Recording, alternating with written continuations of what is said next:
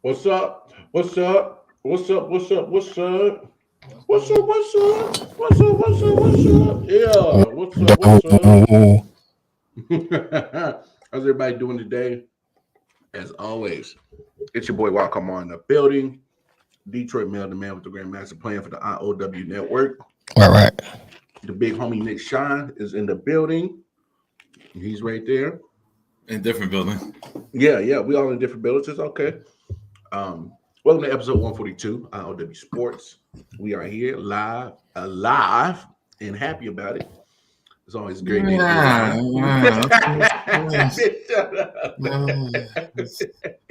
Don't speak for everybody, man. Don't speak for others. A little indifferent down there, Nick. Oh, man. Don't even ask. But no, look, great show today. We got a jam-packed show today. On their way to I.O.W Sports. They are featured on I.O.W Network every 12 p.m. Eastern Standard Time on Saturdays. We have the great Dirty Hills in the building, the good brother Bo, the Kofi Weaston on their way to the I.O.W show because we will be doing a quick little 30-minute preview to WrestleMania. That is this weekend. So those who are in the know and into professional wrestling, we got a spot for you guys today on the show. I know we dropped little references of some pro wrestling, but now we actually gonna talk about it for once on the show. But we'll get to that once they arrive here. In the meantime, of course, we got some NFL news. The NFL always make sure that they never cease to exist and dropping new news every day. So some news just happened today. Bobby Wagner is on the move after getting let go of from Seattle. He is on the move to another team, and we'll reveal that team. I'm pretty sure those who are in the know, but we will reveal that. Bruce Arians, shockingly, out of nowhere last night, took his resignation. We'll discuss the impacts on how that affects not only the Buccaneers, but the NFC conference. We'll get into that. We'll definitely have some quick little final thoughts and previews of the last Final Four. Big Final Four weekend this weekend. You got Shut up. Not you. My phone, my Instagram. Jeez. I hate when audio pops on. Like, I don't want to hear the stupid TikTok lady's voice. No, we got Kansas going against Villanova, and of course the big homies team, the UNC Tar Heels, will try to extinguish the flame of Coach K in his final year as they take on the Duke Blue Devils, which he jinxed his team last night, and I let him know about it. So get prepared for Duke winning this weekend. Get ready for an awful WrestleMania because that card looks horrific. Hey man, it is what it is. I mean, you can't the have Seth Rollins match and the the Seth Rollins match is quote unquote unconfirmed, but those who know, we're expecting a certain somebody to show bring back Fandango. If they bring him back, that'll get a lot of boo birds. But come on, man, what are you doing that? But that and the Lesnar match. And I thought that Stone Cold was a match. I'm so disappointed about that. Nah, come on, man. So disappointed. Come on, man. That man's not in no wrestling shape, bro. Like Vince was in his freaking 60s, like Ric Flair was in his 60s. Yeah, but they were at least like active. Sting is. At least Stone Cold couldn't come out and just done a squash match.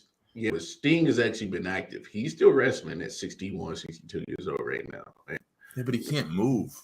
And there's some moments where he should that I look at him like, yeah, bro, you should hang it up. But we'll get to that in just a second. Go over to our YouTube page, like, share, subscribe, hit that bell notification.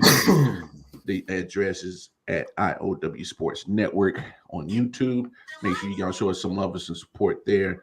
We also have the Instagram channel at I.O.W Sports Network, as well as the Twitter at I.O.W Sports 1.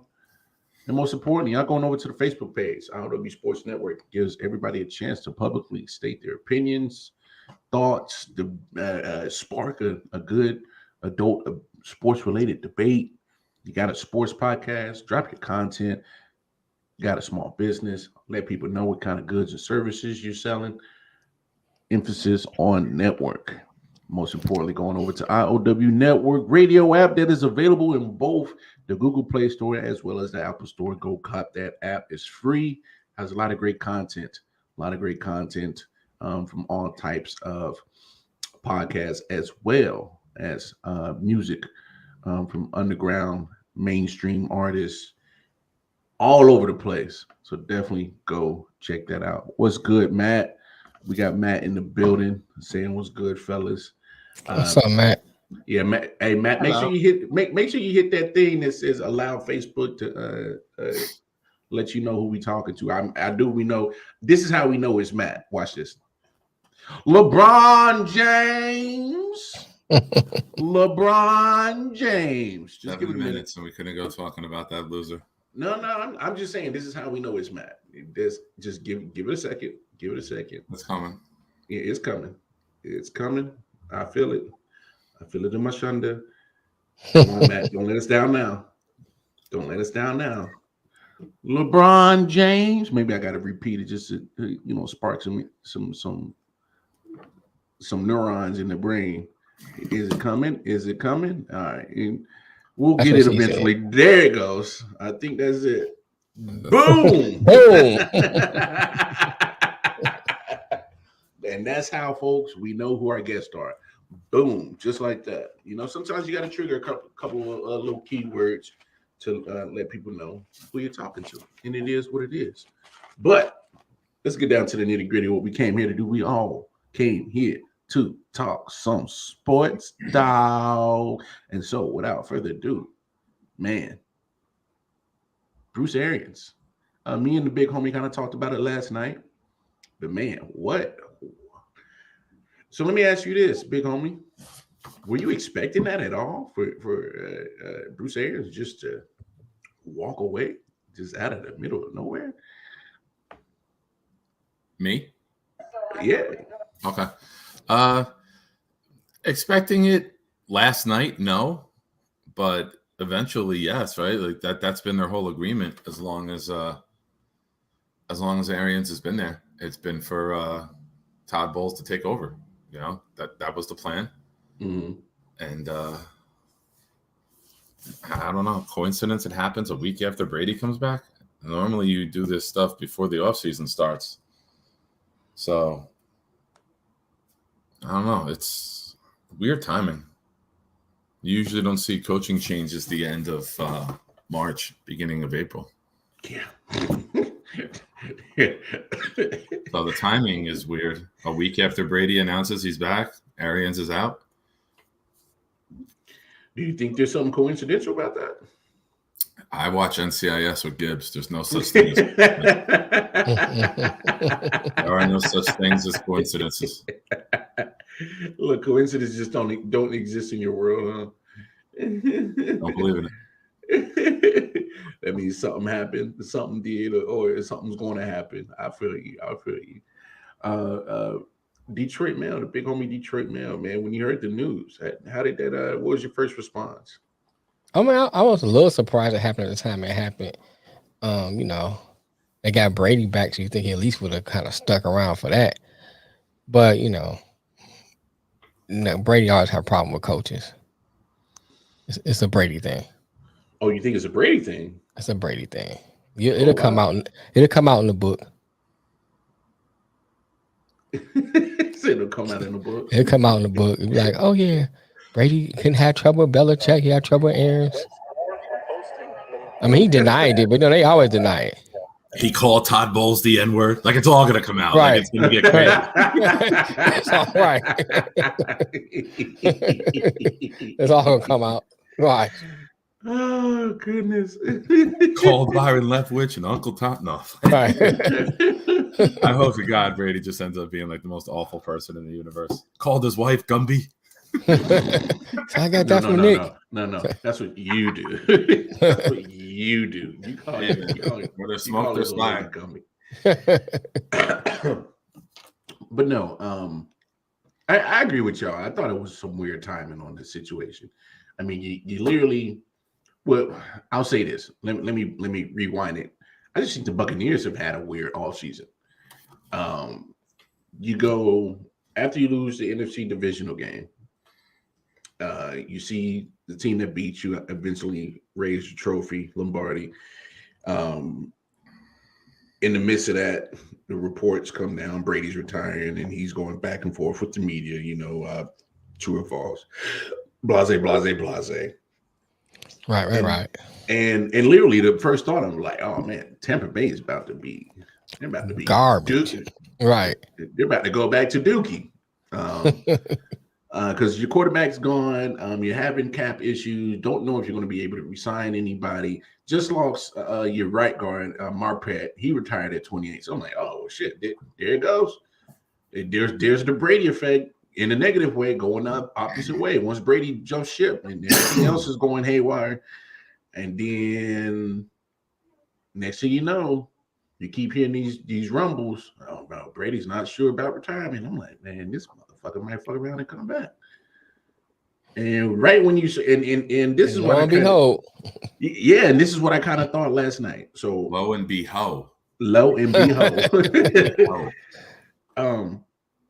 As soon as Jason Light, the GM, who pretty much turned around and started doing a marvelous job of being a general manager, able to get Godwin back, able to get Fournette to come back, got Gage from Atlanta, who was a good third wide receiver option in Atlanta. But you add him to Mike Evans and Godwin, and you look a little bit better. Right.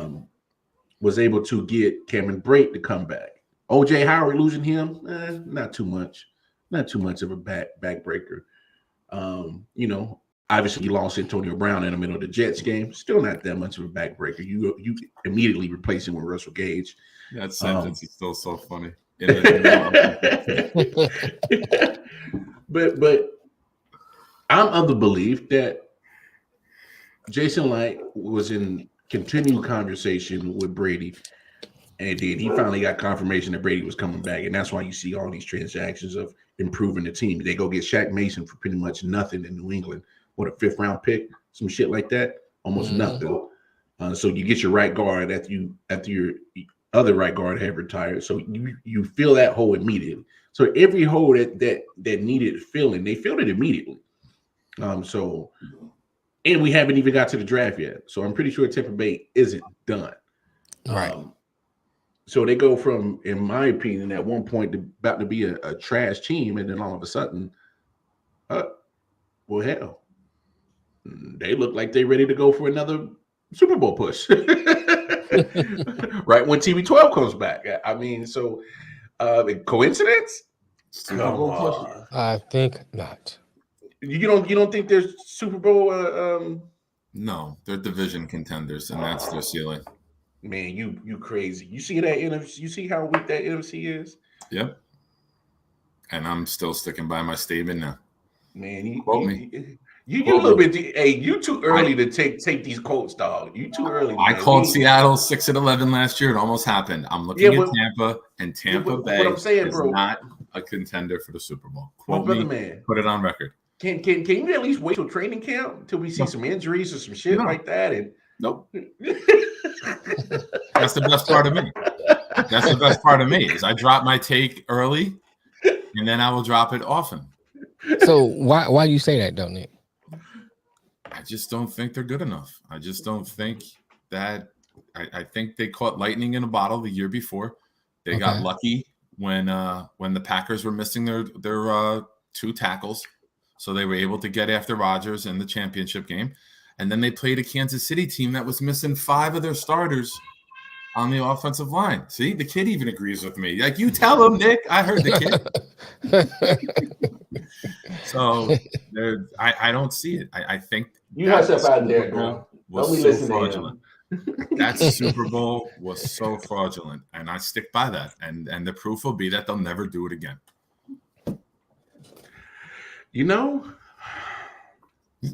I have facts. I'm not just hate. I have facts. Oh no! Look, and that's why. Look, when you break it down, Kansas City's healthy. That's not a game. They got their line. That's not a game. I'll go to the grave with that. Hmm. JPP didn't do shit last year. Shaq Barrett barely did shit last year. Why? Because the other team's offensive lines were healthy. That's why.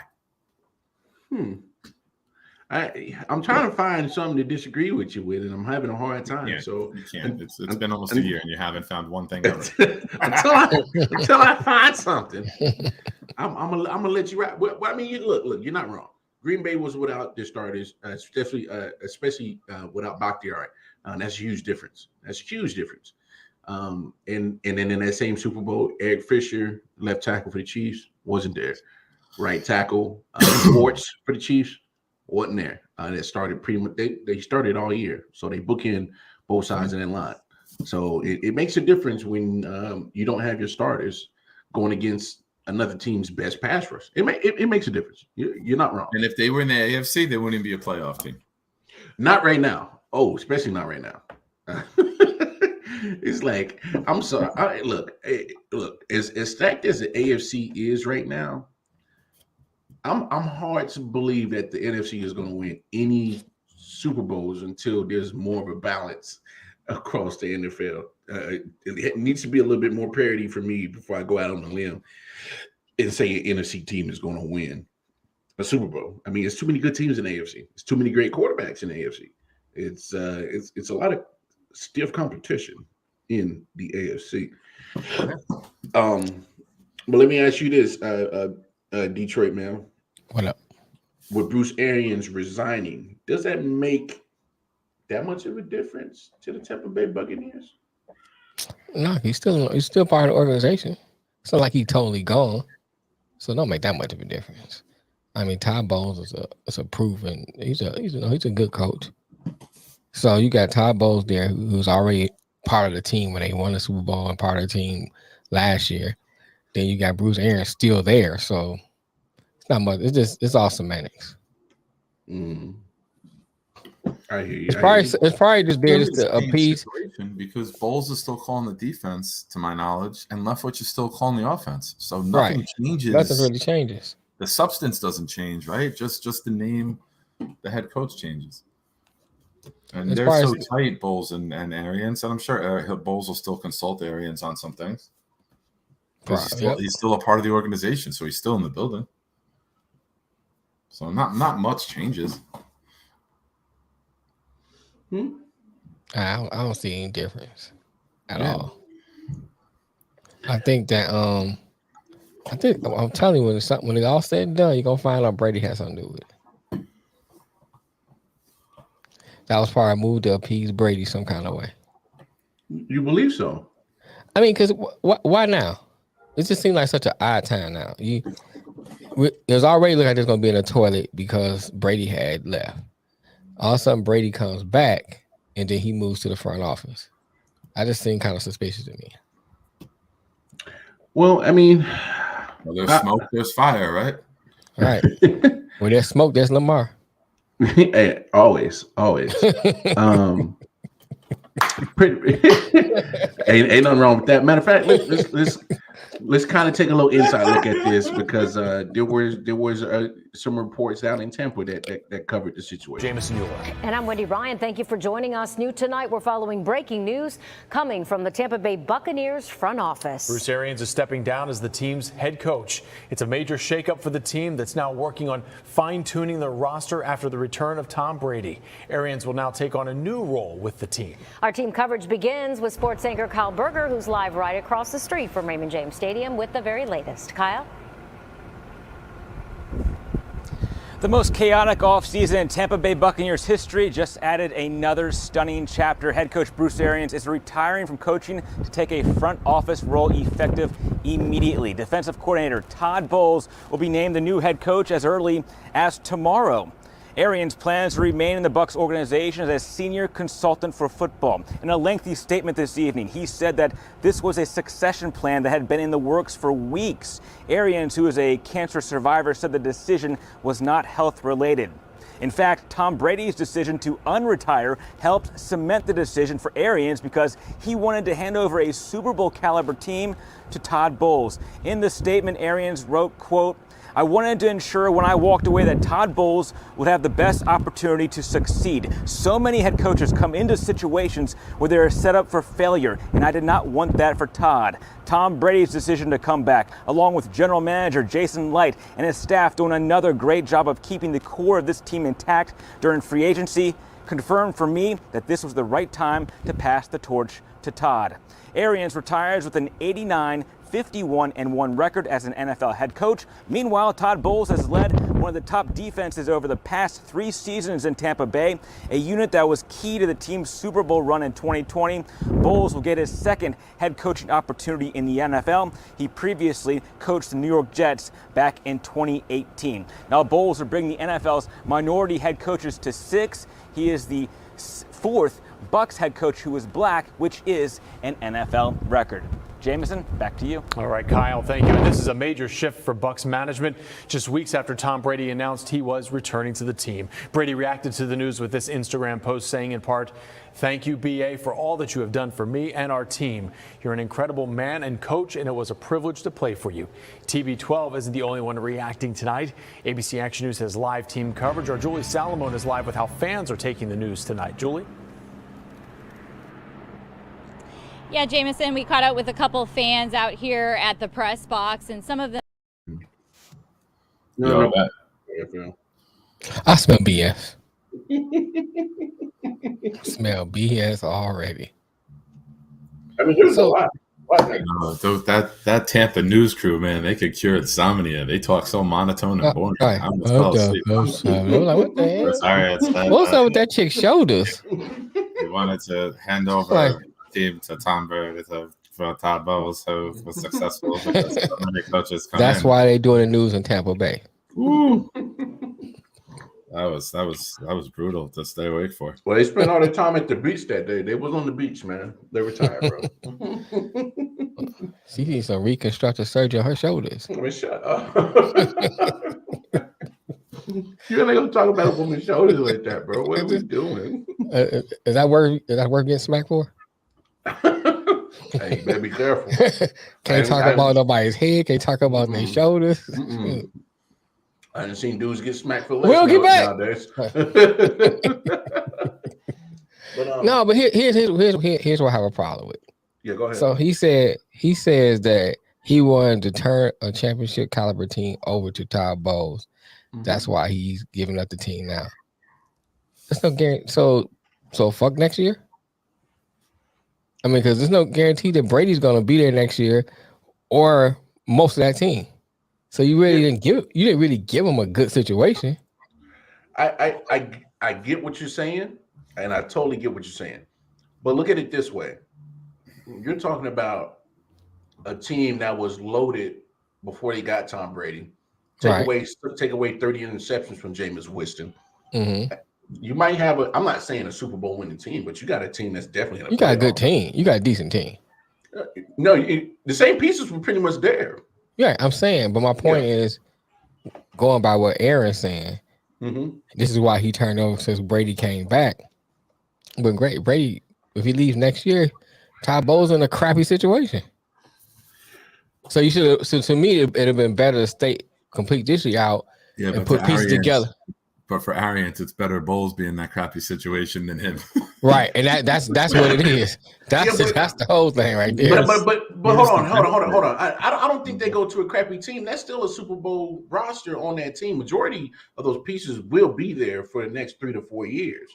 Now you take out the quarterback, Tom Brady. Yes, that makes a difference, of course. You take Tom Brady. They ready to start Blake Bortles. Nah, they weren't gonna start no damn Blake Bortles, man. You don't. First of all, Blake Bortles shouldn't even be in the damn league. He should be trying. I'm saying before they had Tom Brady coming back, they were ready to start him. Brady in New England with the Jacksonville Jaguars. Put some respect on his name. Come on now, you're talking about a Super Bowl, literally a Super Bowl built team, and all you're doing is pretty much swapping out your quarterback. I get that. Like I would totally agree with you, Mel, if the team wasn't going to be able to re-sign a lot of the people that was there for the Super Bowl and actually get a couple of pieces that can help them now, I would be on board with you 100%. But if you got majority of that in place that got you that Super Bowl a couple of years ago. Right. And I get it. A step down from quarterback from Tom Brady to anybody else is going to be a step down. Right. But because you have, you're going to lose some of that comes with Tom Brady. Like you're going to lose. You probably gonna lose Gronk. Yeah, you'll probably lose Gronk. You're gonna lose Dominican Sue. Hey, yeah, but he's getting up there in age. I'm just saying, but you still gonna have to replace that. Of course. And then you already lost a running back. Yeah, lost Ronald Jones. Yeah, you probably next year may even lose Fournette. No, they just re-signed him to like a 3-year deal, 3 or 4 year deal. Trust me when I tell you. Trust me when I tell you. And do you know why this was able to happen so spur of the moment and spontaneously? Because Todd Bowles is a minority head coach. You don't have to have an interview process. If you wanted to just promote a white coordinator, you would have had to open it up to satisfy the Rooney Rule. Mm-hmm.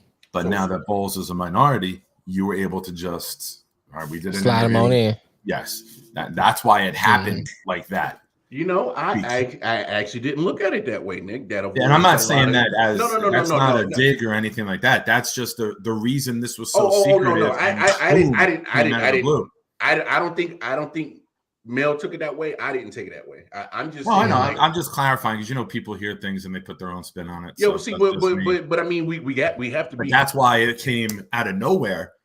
Say Sean McVay wanted to step down. I don't because the Rams are topical right now with the Wagner. Yeah. And he wanted to promote one of his assistants, and they were white or not a minority. You would have had to open up the interview process. So the news would have came out. Sean McVay stepping down. Rams to search for a new head coach. But since Bowles is a minority, it was bang, done, promoted, end of story. Like, here's the story, throw it out all in one shot, which is rare. No, you're right. But I'm glad you brought it up because it does need to get discussed. Because obviously they just made different alterations to the Rooney Rule earlier this week anyway. Yeah. And so like I'm not a fan of it. Well, me neither. But Tampa Bay has always been ahead of it, of being more inclusive when it comes to women and minorities. So I will say that. So I'm not surprised that they made this move. And they were tied with the Jets with 3 minority coaches, and now they have 4, which is the most ever. Yeah. So hopefully the Jets do not have to have another head coach for 20 years. Hey, you know what? Just let Mr. Slav be the answer. Oh, you praying now? Oh Lord, we need to go ahead and. Oh, I've been praying for a long time, man. No, we need to shut this bitch down. But look, we're gonna pause a little bit on the football talks and other things because, as I have promised to you guys earlier, we have in the building. They are on the I.O.W. Network app every Saturday, 12 Eastern. And they have their own YouTube channel, Facebook channel. And we'll let them plug that in a second. But good friends of the I.O.W. Network, we have none other than D Dirty Heels. We got the good brother Bo, Kofi Weaston. What's up, fellas? Chilling, man. You already know what it is, man. Y'all got us in the house together. I got us together. Y'all know what it is. You know what it is. I love it. You know what it is. It's look. This is a coincidence that I'm rocking a Dirty Heels t-shirt and we got the Dirty Heels in the building. I know, man. Hey, come on. It's always love and support for the Dirty Heels. It's always love and support, man. Right. Y'all know what it is. We gonna start talking some backgammon on here, man. We gonna talk about You're talking my language now. You're talking my language. We gotta talk some backgammon and some cricket and some other shit, some equestrian. You gotta mix this thing up. Nigga stupid, bro. Nigga stupid. Hey, before we get to the purpose of you guys here, go ahead, introduce yourselves for one, and then plug away all your content so our guests can find you guys. Go ahead. All right, I got you. Yo, it's your boy Kenneth Stones, aka Kofi Weese, and what happened to Dirty Hills? And I'm in the house with the good brother, the D.O.E. And we are the Dirty Hills. And you already know, man. Don't forget to subscribe to us on YouTube. We're on Spotify. We're on Apple Music. We're on Pro Wrestling Tees. We're on Twitter. We're on Twitch. We got a website. Yo, we got clothes. We got drawers. Yo, get at us, man. That's Dirty Hills. You feel me? Much love to y'all. I often motherfucking wonder. You did? You dig. Hey, and I always love y'all energy, what y'all bring. Right. Yo, I love, I love to come just talk that shit under y'all, man. You know, I don't know nothing about no football, too much about sports, but I just come and show I love to talk that shit, man. No, it's all love. But before we get too deeper into what we all know you guys to talk about it, which is pro wrestling.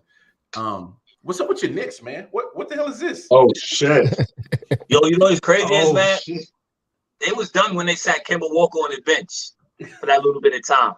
Once they did that and they couldn't figure out who was their personnel and coaching, and once they let RJ Barrett kind of take over, it was kind of over, man. Yeah. Hey, but y'all got some young squads. They got some nice young pieces, man. They do. Wait, we still got Brooklyn, though. We still got Brooklyn? We're Brooklyn at. Hop on the back, baby. I'll carry you to the playoffs. Hop on the back.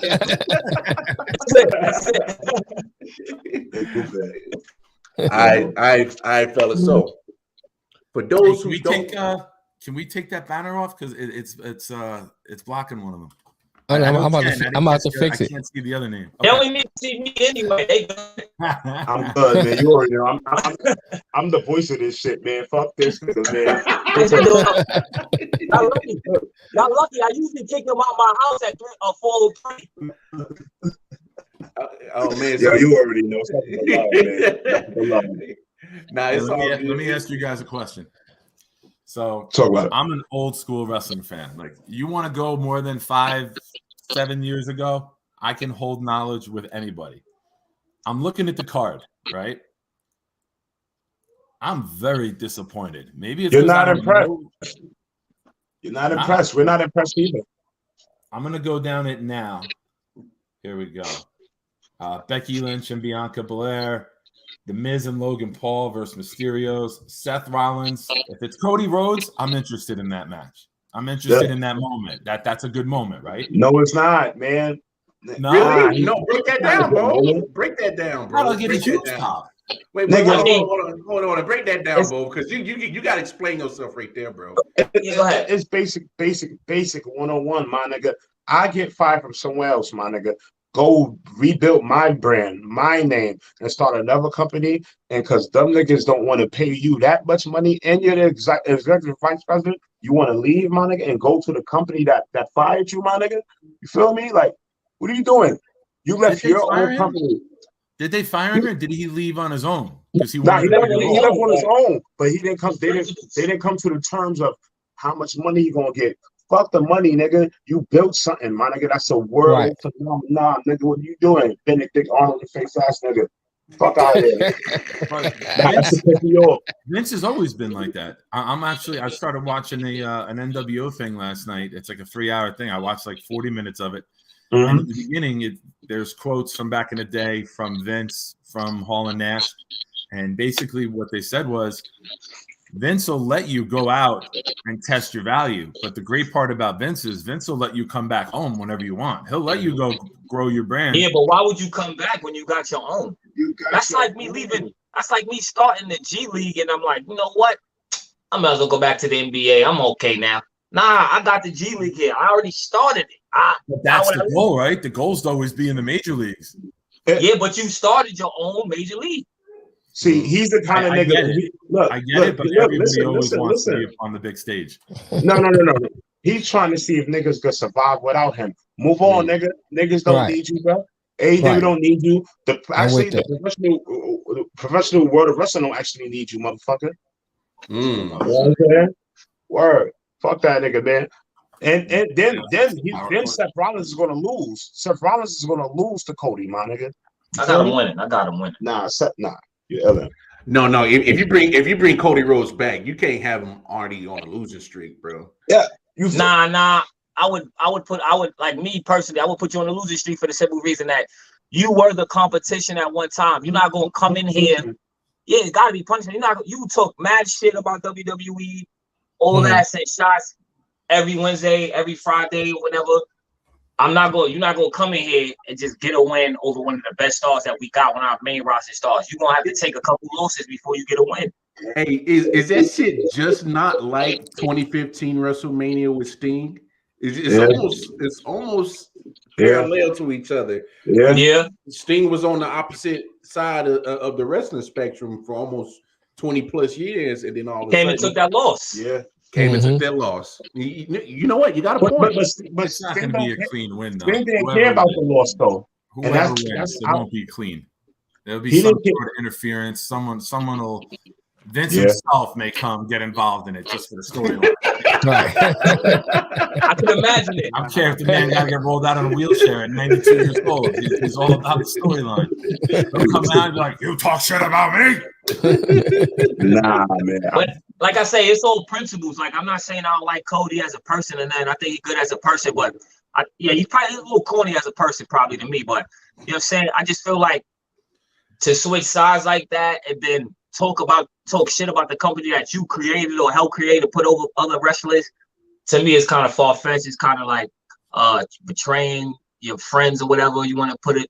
You know what I'm saying? So for me, Cody is not really too exciting to me. I mean, it's something that everybody want to see because we haven't seen an AEW star come to WWE yet. Right. I mean, it's things people want to see, so you want to see the dynamics behind it. But I mean, I'm not excited for it. Let me ask you fellas this. It's either night 1 or night 2 this weekend. We're not sure for sure when they're going to do the Seth Rollins bit. That's night 1. Yeah, night one? Main event. I got the card up on CBS Sports. I'm going through night 1. Okay. Night 1 main event. Yeah. Seth Rollins shows up and Cody does it. Who exactly is big enough to fill that spot? I just told you. If it's not Cody. Yeah, we ain't doing no damn Fandango, goddamn it. The whole Texas Stadium, dude. I told you, man. 5 to 7 years ago, I hold my shit with anybody. It's nobody. No, I'm being a major disappointment. So it's Cody or else. That's it. Yeah, that's it. Well, you know, Ring of Honor is an article I read in the 3 o'clock hour before we came on, saying that Cody still has an out for WrestleMania. Like, it's not set in stone. He's under contract. Like, could it be a dupe to fuck Vince? Right, that would be a good storyline for AEW. I don't think so. I don't know. It's tough. Yeah.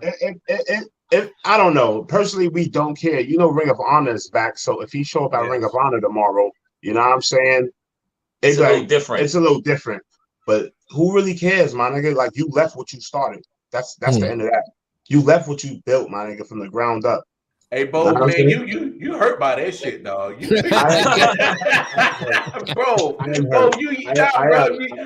man, just say how it is. Like, bitch, you gonna break the code. Yo, you a sucker, nigga. You a sucker ass nigga, bro. Fucking nigga. You feel me? Like, my man is dressing up as Gold Dust. Like, he's a whole Rhodes fan. I can tell. Yo. If Cody shows up, word up. If he shows up, I give him a year, not even a year, or within 6 months before he's released or demoted to NXT 2.0. You know what I'm saying? Like, word up, dude. That's real shit. And you think AEW's gonna welcome you back with open arms? Maybe Ring of Honor, they might got a spot for you. Yeah, but they own by the same. The TK own both of them. So if I'm TK, it's no point in you coming back. He knows what he's doing. Yeah, it's no point. Right. It's no point. Right. You might as well go start another company again. Nobody's gonna watch it. Nobody's gonna watch it. Let's see you try and do this again. I'm gonna talk about it on my show. All right. You feel me? Hey, I got to bounce in about 15 minutes. I coach AAU basketball. We got practice. Let me go through some of these other matches. Yeah, go ahead. Drew McIntyre versus Happy Corbin. What the hell is Happy Corbin? Is he got nobody cares. Nobody even cares. Okay. All right. I just didn't know if I missed something important. All right. SmackDown Tag Team Championship. Hey, hold on, Nick. Nah, y'all ain't gonna diss my dude Happy Corbin like that. because he's from What? the Kansas City. He's from the Kansas City, just like I am.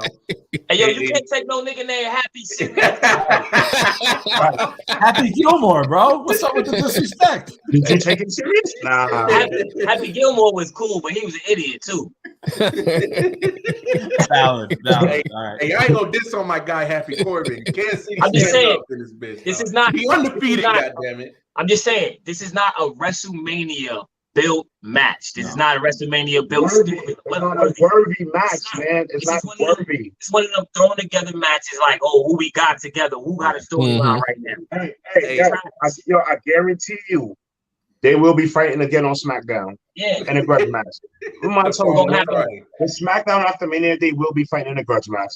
That's it. Who else you got, Nick? We got the Usos against Wade Boggs. I mean Rick Boggs. Rick Boogs. And Nakamura. Like Nakamura was headlining WrestleMania a couple years ago. Drew McIntyre was headlining WrestleMania a couple years ago. And now they're in filler matches. Like there's been no long-term plan. And that's why I fell off from watching, because it just doesn't grab you anymore. Especially Nakamura. Like Nakamura is just now, honestly, getting back, and then they tag him with Rick Boobs, who was his fucking guitarist. You tagged him with your guitarist. Put that nigga in spandex, and now he can wrestle. What are you talking about, bro? Move on. You know what I'm saying? Hey, come on, man. Come on, the guitar. My man getting busy on the guitar, dog. Come on. But I will tell you this, though. I will tell you this. I think they will get that tag team title match. I will think they will win that match. I do think they have no choice. I do think Shinsuke and Rick Boogs going to win that match. They have no choice because Rick Boogs is over by the crowd right now. Very over. Yeah, nobody really cares. But the thing is, they got to give them something to do. They always give Shinsuke a belt just to have him. Yeah, consolation prize. He's got international appeal, right? And then they want that money as much as they want the American money. It's true, right? Yeah. Female championship, the transgender Charlotte Flair against Ronda Rousey.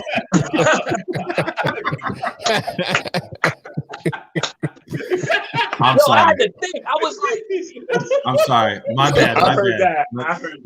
Let me hit it the right way. I don't mean it like that. Leah Thomas against Ronda Rousey.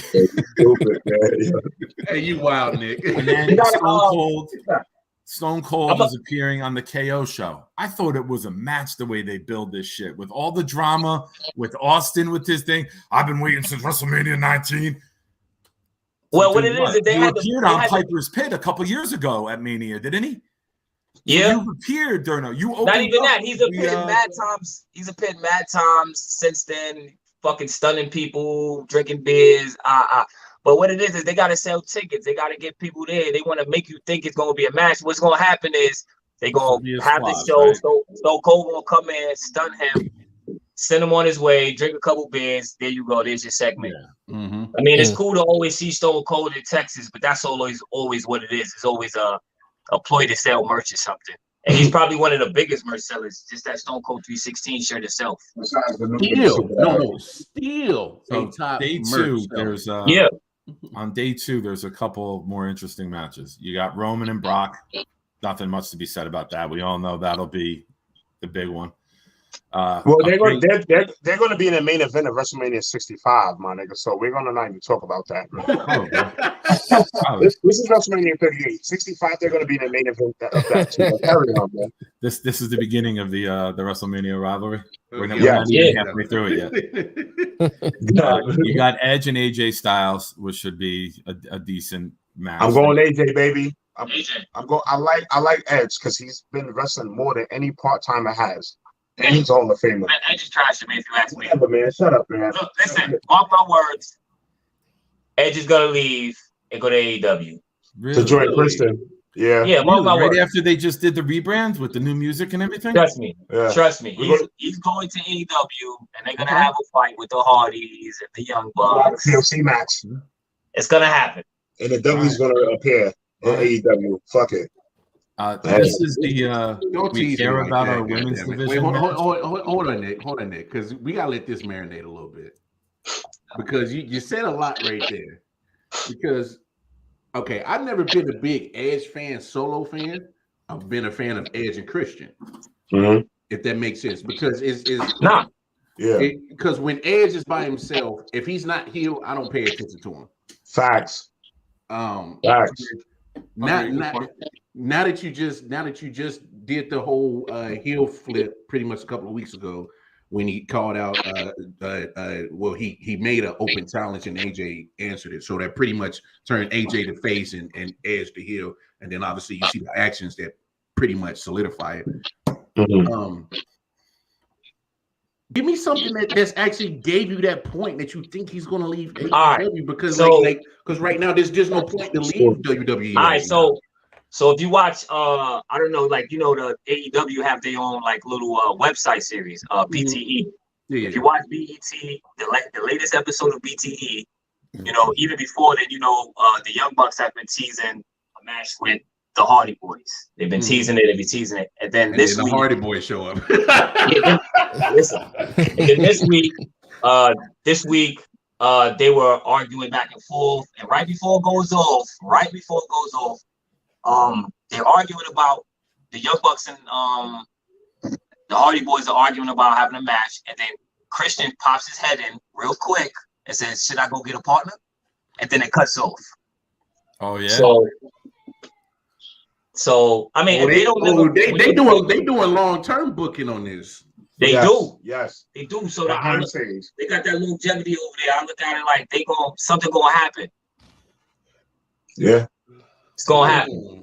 The W's gonna pop up too. I would find it weird though that they just put the money into Edge, like I said, to rebrand him and the new character for him to then bounce.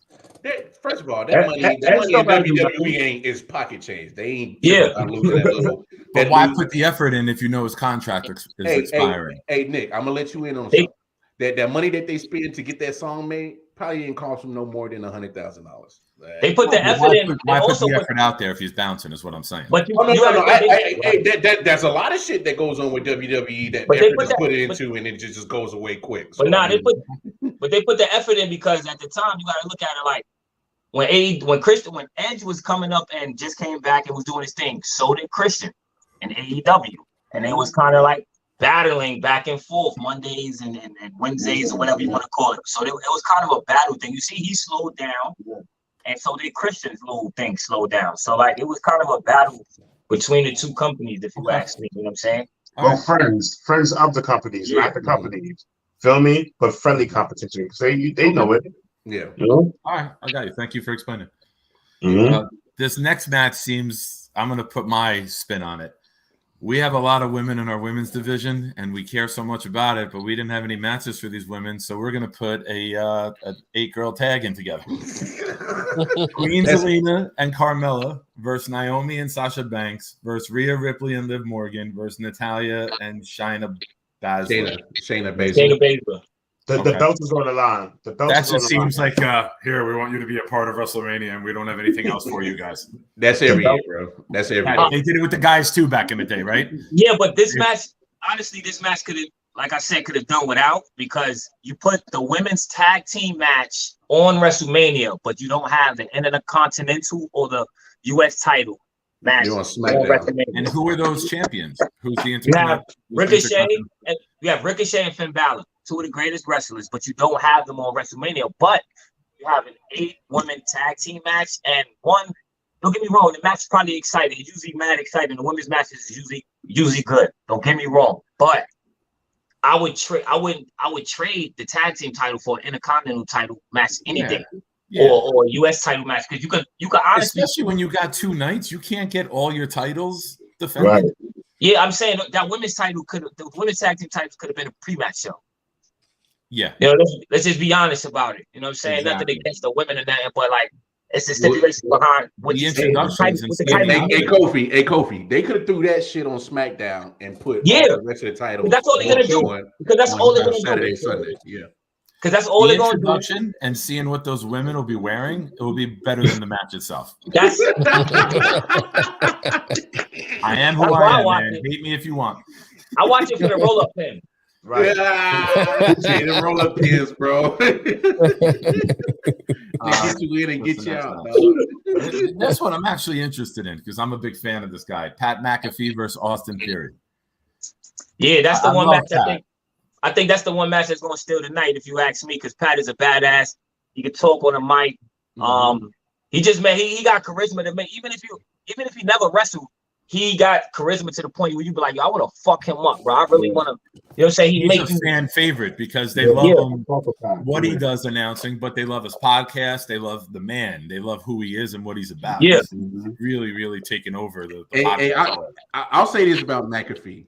He, even when he was on NXT and he had the feud with Adam Cole, McAfee does a good job of whether was Adam Cole. Was Adam Cole the Rosebud guy? No, no, baby. No, that's Adam Rose. Oh, he's in AEW now, right? Yeah. Okay. Adam Cole is AEW. Who was the Rosebud guy? Adam Rose. Oh, he's gone. He's gone. He came out with all those characters, right? No. You just he probably either independent or he's sitting on the couch. Oh, you saying gone? I mean he was dead or something. No. He's just gone off of TV, bro. A lot of wrestlers that are dead, so you can't even. I know. No, but McAfee is good at triggering emotions, whether good or bad. He's good at doing that, and he's also one of those celebrity guys that come in and actually gives an effort to learn the business.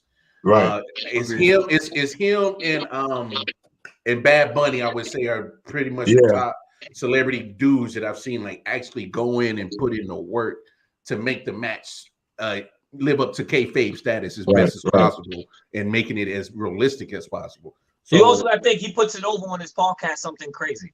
Oh, big time! Yo, remember he walked around the whole podcast with a neck brace on, like he was so he knows how to work. He knows how to work. Right. Did you see the interview with when Vince went on his podcast? Yeah, so good. And then Lesnar had a great one too. Yeah. Broke his head. He's had Austin on. What? I love when the whole show breaks into the Austin. What? Oh, Anthony Price. Can we cut it? Anthony, that's the next one I'm about to read. Thank you. Sami Zayn versus Knoxville.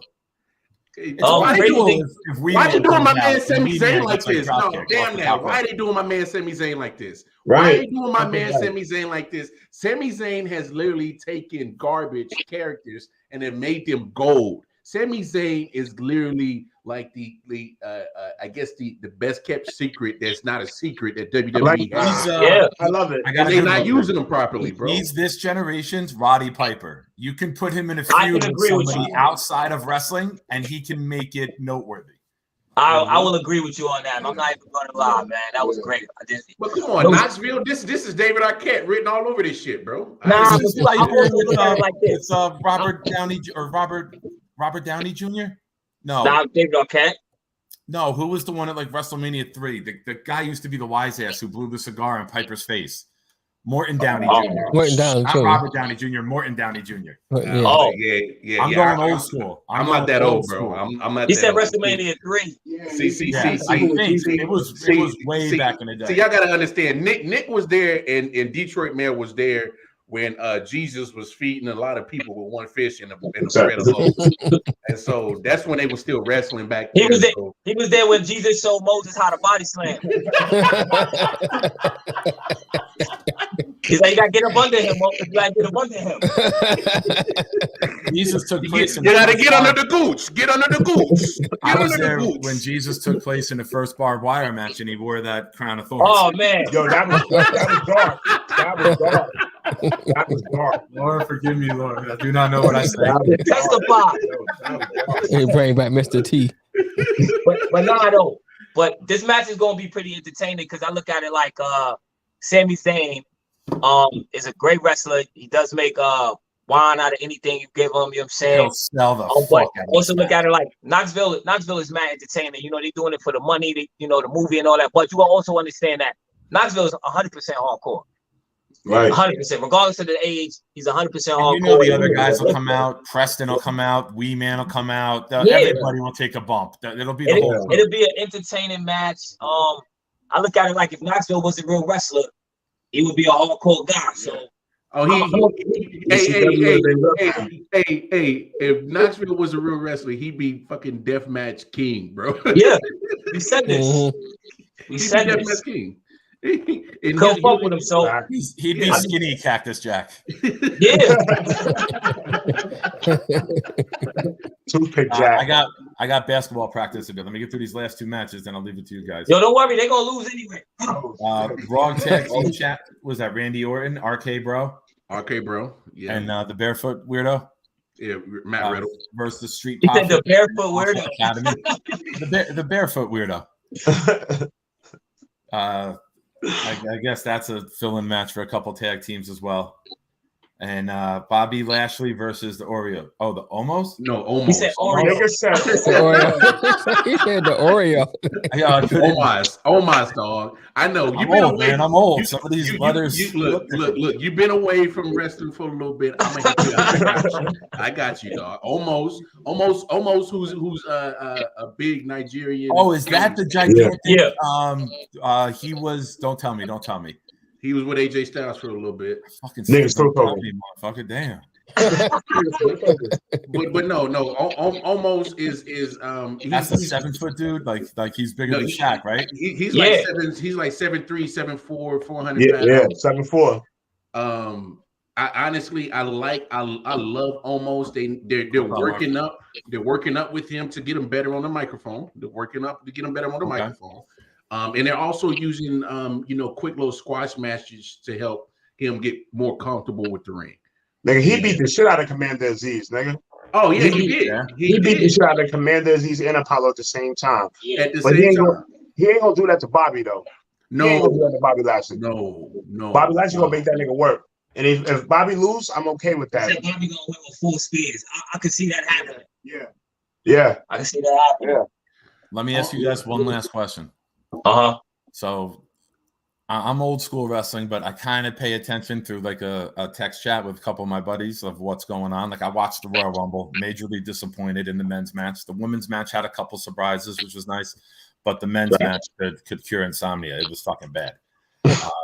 Let me ask you this. One of the rumors that we've discussed is that they're trying to clear The Rock's schedule for WrestleMania next year. They're trying to clear his movie schedule. You think The Rock comes out, interferes in the Roman Lesnar match, and builds up a year-long Roman Rock? They don't got enough money for The Rock. The Rock could buy a company if he wanted to. Nah, it's no need. They don't got enough money for The Rock. Yeah, you gotta pay The Rock what you pay. You see, they fired everybody, right? They gotta fire more people to get The Rock. They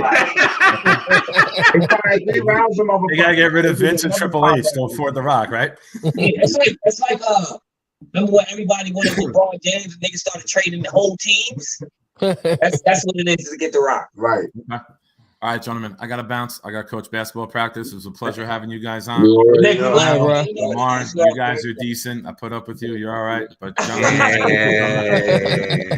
right, big homie. Have a good rest of the show. Lamar, I'll see you tonight for the late night show. Peace. I'll be up, bro. No, but just to touch a couple of things before we get you fellas out of here, Dirty Hills. I agree with y'all 100%. They're gonna need a lot of movement to get Rock to join any kind of storyline. Although this is here's my long-term booking.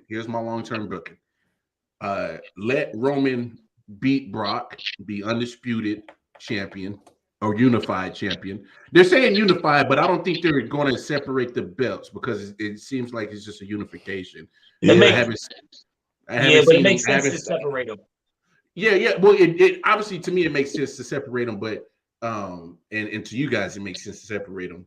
But let Roman be the Universal and WWE champion for probably about 6 months, and let him drop the either to Drew. We're gonna drop it to Drew. Yeah. So whether he's the Universal or depending on what show they need him to be on, which the ratings are drooping pretty much, that'll determine where he goes.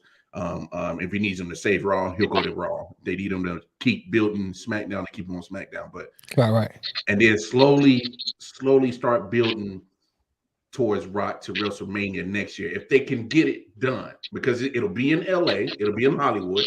I mean, it's pretty much the grandest stage, WrestleMania, and put Shoot, it on. Hollywood, they smacking niggas in Hollywood. Yeah, well, yeah, they smacking niggas in Hollywood. So imagine Roman thinking I'm the head of the table of the Samoan dynasty, and then all of a sudden, Rock comes in and smacks the shit out of him, be like, no, I built the dynasty before you even came out of ball sack. So what's really good. Yo. We were supposed to get Triple H and The Rock at WrestleMania, but we know what we got: Sting and Triple H. So let's card subject to change, brother. It's a good dream. It's a dope dream, but nah, it's not gonna happen, man. Look, The Rock and Triple H are supposed to go at it that year, my nigga, but they didn't have enough money for the nigga. You feel me? And what we got, Sting. Feel me? I don't know. Hey, that wasn't a bad consolation though. That wasn't a bad consolation. Say we about to get some little Hawaiian old man about to pull up. Be like, well, he got a rock in his hand. Paid him $100,000. Yes. SmackDown's way better than Raw. Yeah. Oh no. But I mean, we'll see what happens. But I know for a fact. I do love what the bloodline. I love the bloodline storyline. Tribal Chief Roman is probably the only version of Roman that I liked. Yeah. Right. And I'm just hard pressed to believe that Vince is ready to go away from that money that he's getting from Tribal Chief Roman right now. That's what I said too. I said the smart thing they would do is keep the belts on Roman Reigns, because we already know Brock Lesnar's not gonna really beat it, not gonna really fight for the title too much. You need somebody who's at least gonna push the storyline along. So just go with Roman. Let Brock Lesnar go on about his business. He'll be back. Yeah, he'll be back. Yeah. But I mean, it ain't no big deal. Brock Lesnar is like, he'll be back, but it's no big deal. Roman gonna retain those titles and move on. Yeah, I hope it goes down that way, because right now Roman is money, man. He's money, and Vince loves nothing more than money. So to me, it makes perfect sense to let Roman go ahead and carry those titles. I do believe what you said, Bo. You said that Boogs and Nakamura are going to get those tags. And it's weird because I think the Usos have been one of the best tag teams that the WWE has ever put out. But under the run of the Bloodline, they look like, Roman's Bismarck. But you got to also understand, there ain't nobody for them to fight. Somebody to fight. Yo, and they broke their records, the milestones twice, bro, as being tag team champions. How you break your own record twice? Yeah, nobody need to fight. The New Day keep getting hurt between Xavier's injuries and Big E's injuries, and then the whole shuffle. There's no tag teams. So them having those titles, they can have them for 2-3 more years. Until Roman drop his title, they'll probably have them. I mean, all the tag teams is really on Raw. You feel me? You got the Street Profit niggas, and you got the Alpha Academy, which I like the Alpha Academy. You know what I'm saying? That's my guy. Hey, real talk. Alpha Academy is low key nice, bro. Yeah, like Otis' story has been kind of up and down. He finally got on track with Gable, and Gable reminds me of a different version of Kurt Angle, and I'm curious to see where his career takes off, because I think he can live. Yo, they fucked that package up already. They fucked that package up. You feel me? Instead of making him Kurt Angle's illegitimate child, they made Jason Jordan. Yep. And look what happened. He got injured. They messed that up. It's funny you said that, because somebody else has said that to me too. They was like, they messed it up because they should have made Gable the illegitimate child instead of Jason Jordan. Like Vince came to Kurt Angle, was like, hey, how do you feel about black women? Look, Vince is like, Jason Jordan and Kurt got the same nose. That's your son. You feel me? That's how y'all got the same nose. It's like if you squint, right? These guys looking like in the dark. You feel me? Fuck that package up, man. Fuck that package up. What's up, man? Down. Shout out, man. Down. No, you wild, bro. He said, you like black women? That's it, bro. That's how you feel about the colored women? Yeah. The what, Vince? You're stupid. Hey, Kurt was like, Well, I love the chocolate milk. Yeah. Ain't nothing like the chocolate milk. But Kurt Angle bitch wasn't even fucking black, man. Kurt Angle bitch was white, man. She married Jeff Jarrett. Oh, Karen? Yeah. But no, but back to the tag team. Here's it brought up another point. Just go ahead. If there's one thing that you're going to unify and turn it to one set of championships, it should be the tag team for the men. Yeah. Just like how they do the women. Just one tag team champion and let them pretty much float between both shows. It would make more sense. It would give it a time to have. It would make more sense because they would be able to do a tournament, and then it would just make sense. It would have people set in position for the tag team. One tag team title just makes sense. So yo, before we digress real quick, y'all asked where was the United States title at, right? You know the Andre Memorial shit. He's going to be in there. Yeah, that battle. Yeah, Finn Balor's going to be in there. And do you know where Ricochet's going to be at? He's going to be fighting Humberto. In a triple threat. In a triple threat. How about we do this? Get rid of the Andre Memorial shit, and let's get a Scott Hall Intercontinental Ladder Memorial match for WrestleMania. How about let's get rid of that? Because all them battles, all them Memorial battles is dirt. Fox. You know what I mean? You know what I'm saying? So let's pack that up, man. Let's pack that up. The good brother Bo dropping gems on the I.O.W. Sports Show. Hey, WWE, the big homie good brother Bo said drop the Andre Memorial and let's get a Scott Hall ladder match. A tribute going on for the Intercontinental Belt for WrestleMania. I like that. It sounds good to me now. I don't watch wrestling.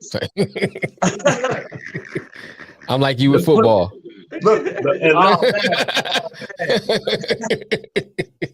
Last time I seen wrestling, Andre the Giant was wrestling.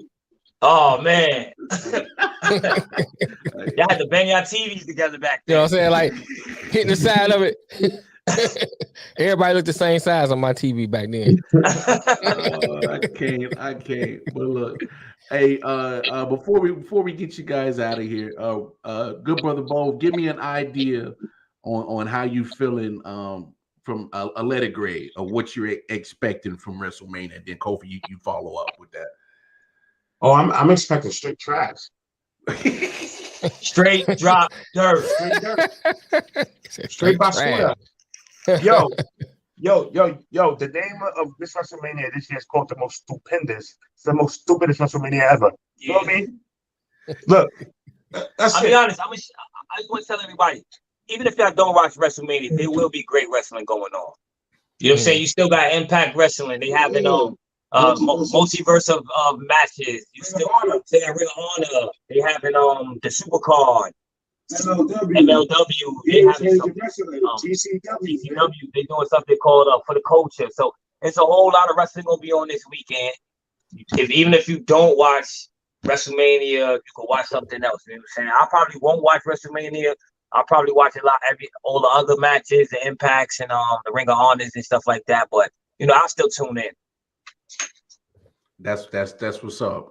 Because that's one thing I do know that y'all fellas are definitely big into the more independent scene, but you still always keep an eye out to the big scene.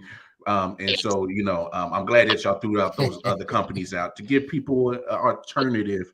But we wanted to definitely talk about WrestleMania because wrestling is starting. I don't know about y'all, but I think it's starting to really become a little bit more forefront in the culture for the last 10, 15 years. I definitely hear more talked about now. I think what it is like it's always been talked about and it's always been to the forefront. But what it is you got to think now it's more than one company now that's battling against WWE. Before it was just WWE for so long, and even if when there were other companies, people knew about them, but WWE was soaking everything up. So right now you got other companies right now that's being in partnership and really battling. So you have no other choice but to hear about it right now. And then I look at it like Vince McMahon and Hulk Hogan and everybody just put wrestling in your head since you was a kid. So regardless of the situation, you kind of gonna know it, even if you don't go back on it. Even if you don't watch it right now, you could go back on it some way, somehow. Yeah. Hey fellas, plug your content, plug everything y'all fellas got going on right now, so the audience can tune in and check you guys out. All right, man. It's your boy Kenneth Stones, and Kobe Weaston, one half of the Dirty Hills. I'm here with the good brother, the DOE, man. You can catch us every Thursday on YouTube. We drop an episode every Thursday. Catch us this week on Friday. You can catch us every day on YouTube. Catch our website. All that, man. Go ahead, do your thing, man. Yo, this nigga is so stupid. Yo, listen, man. So stupid, man. Yo, listen, man. Follow us on IG real quick. Dirty Hills _132. You feel me? Yeah, hit that link tree, man. You gonna find it all. Pro Wrestling Tees, YouTube. Tucker, but you'll find us. You already know more of this and more of that, man. You already know. Hashtag Dirty Hills as well, man. We all we got. Yo, hashtag Dirty Hills. We all we got. Piece of shit. Hey, yo, this is the most talking he has ever done. He don't talk on my show. He don't talk on our show, but he wanna get under y'all niggas shit. Yeah, I'm tired. This nigga still talking. I'm not, man. The fuck? Where's everything out on Wednesdays, nigga? Fuck out of here. Yo, we love y'all, though. Much love. K1A1, y'all. We love y'all. Love y'all too, bro. Appreciate y'all. Appreciate much y'all. love to the Dirty Hills. Y'all always show them much love and support. Right. They always show the support back. And make sure y'all check out Dirty Hills. They drop their episodes every Thursday, and they are on the I.O.W. Network radio app every Saturday, noon Eastern. So you got no excuses why you can't tap into the Dirty Hills. They is everywhere. Right? Hold on. For all them single joints out there. Hey man, that's my line, nigga. Hold on, nigga, that's my line. I eat ass. Hashtag Dirty Hills. That's his line. That's his line.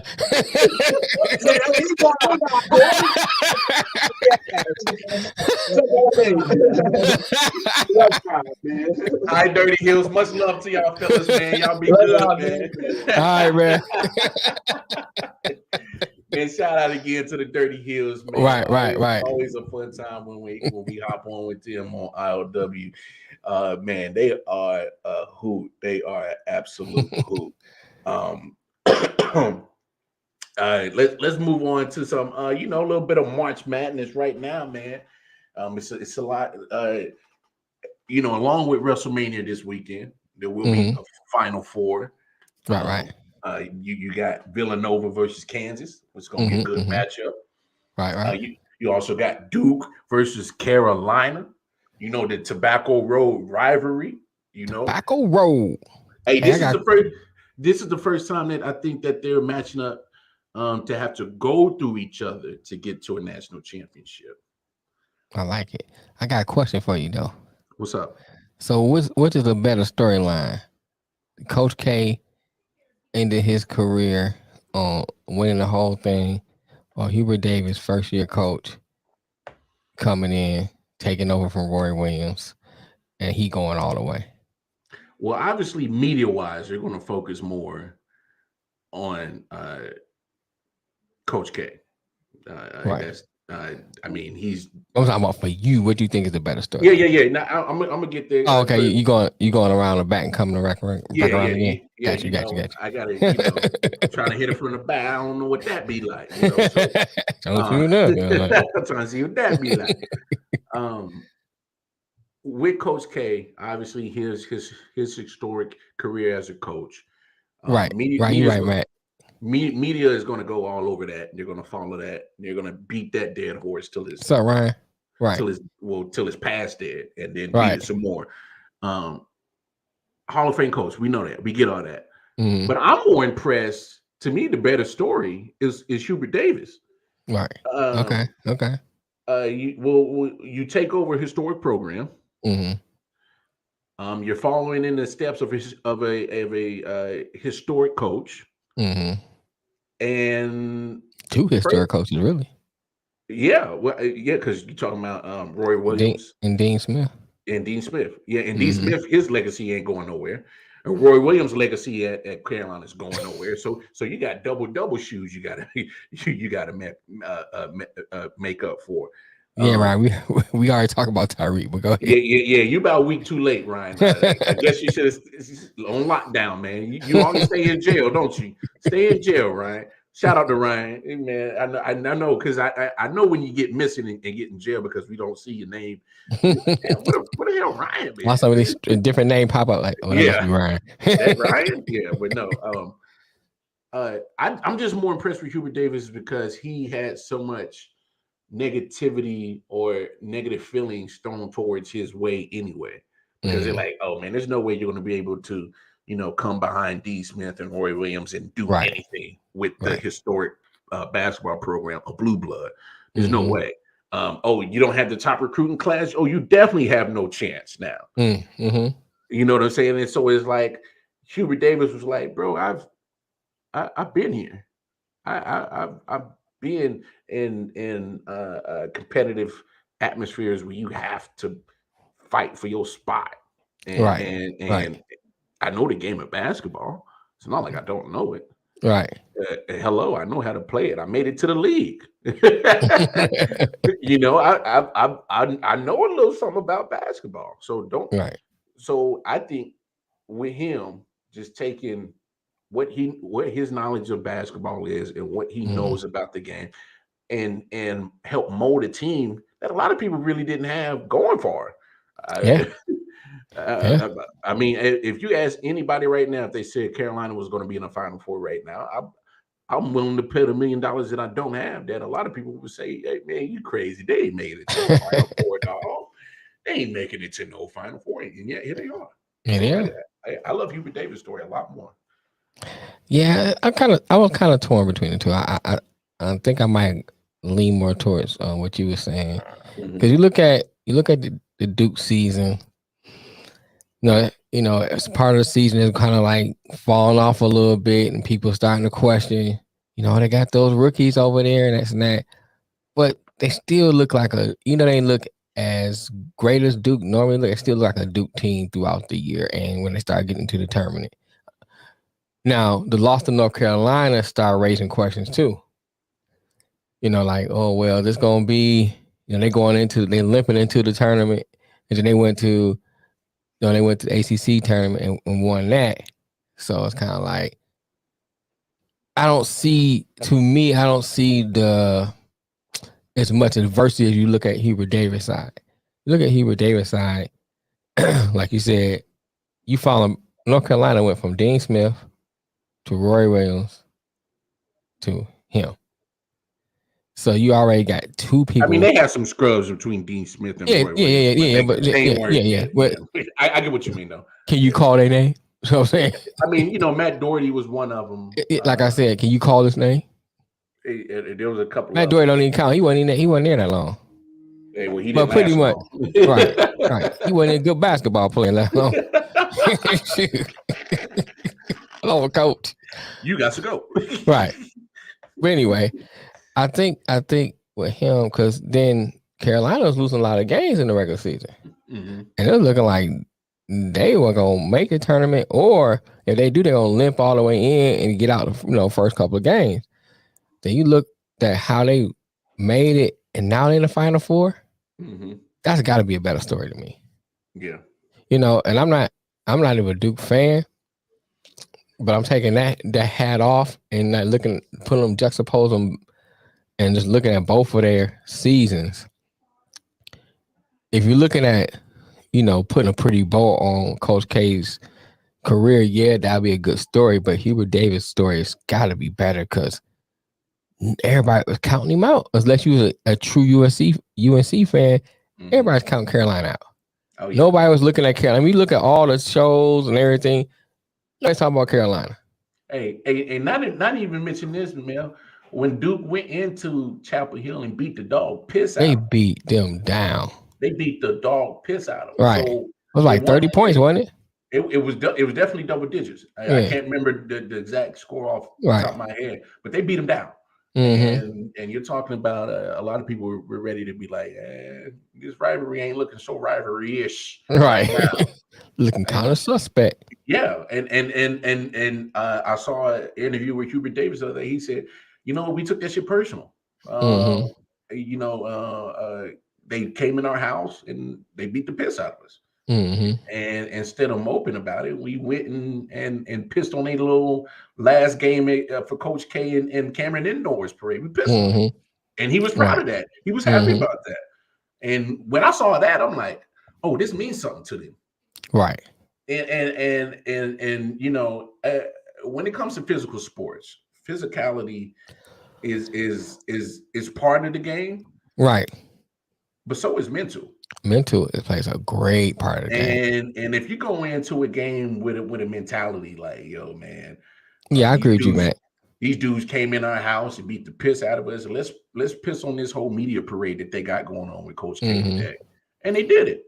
Right. And imagine that conversation that they had before that game. Now imagine this conversation coming up Saturday, be like, hey, man, we got the chance to retire this motherfucker. Right. But we got the chance to not let him get a national championship that we deserve. Right, right. You know, piss on this storybook ending. You know what I'm saying? He said something. I thought that was. I like what he had told his players. He told them to get a picture of the Superdome, put in their locker, and tell your parents and everybody to book a ticket. That's where we going. I like that. You know, told them, hey, that's where we're going. So you already predicted it going to the Final Four. Yeah. Final nail in the coffin. Yeah. I'm telling you, I'm pretty sure that's what Hubert Davis is preaching right now to his squad. Put the final nail in the coffin on this Coach K vampire looking son of a bitch. Put it in there. Don't Coach K look like Count Dracula? I don't know if you don't put it that way. No, I'm saying look from the side. Coach K look like Count Dracula, bro. Just look from the side. You'll see it. Right. Now your motherfuckers won't be able to unsee it. It's there. You look like Count Dracula. So he really like a couple hundred years old. Hey, I'm telling you. It you know, hey, plastic surgery is a hell of a thing. Yeah, he is coaching the Transylvania team.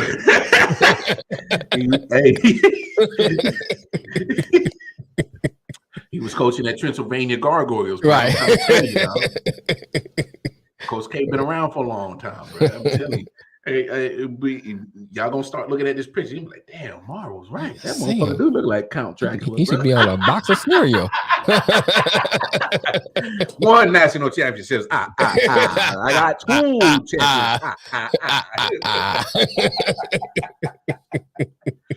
Oh, but no, I think it's I'm saying he has Dr. Jekyll and Mr. Hyde on speed dial. Hey man, I'm telling you guys, don't be surprised if Carolina takes that game. But like I told Nick earlier, because Nick was talking about the game last night, and he was pretty much talking like he was confirming that they was gonna win it. So y'all know how I feel about trying to give a team a victory days before a game. So, you don't do that. Nick might have jinxed the boys. It never works out. It never works out. Never works out. You see, Draymond guaranteed the Warriors. They've been on a losing streak ever since then. They did pick up a nope, they lost. They lost last night. Yeah, you're right. And it was a good game too. They lost last night. Now that we're on the topic of coaches, you see Shaheem Holloway, the great story that he put on with St. Is that Jamel Holloway father? I don't know. I'm unless they can't just say this, bro. Man, Jamel Holloway, he had been selling dope back then. He was on the sideline with meat coats on and big old ropes. Like, come on, bro. Dang. McDonald's ain't paid you shit. Hey, you never know. He still might be living off that I'm loving it money. You never know, bro. That Happy Meal money still might be sitting there, bro. You never know. You never know. I don't pay that kind of money flipping burgers, nigga.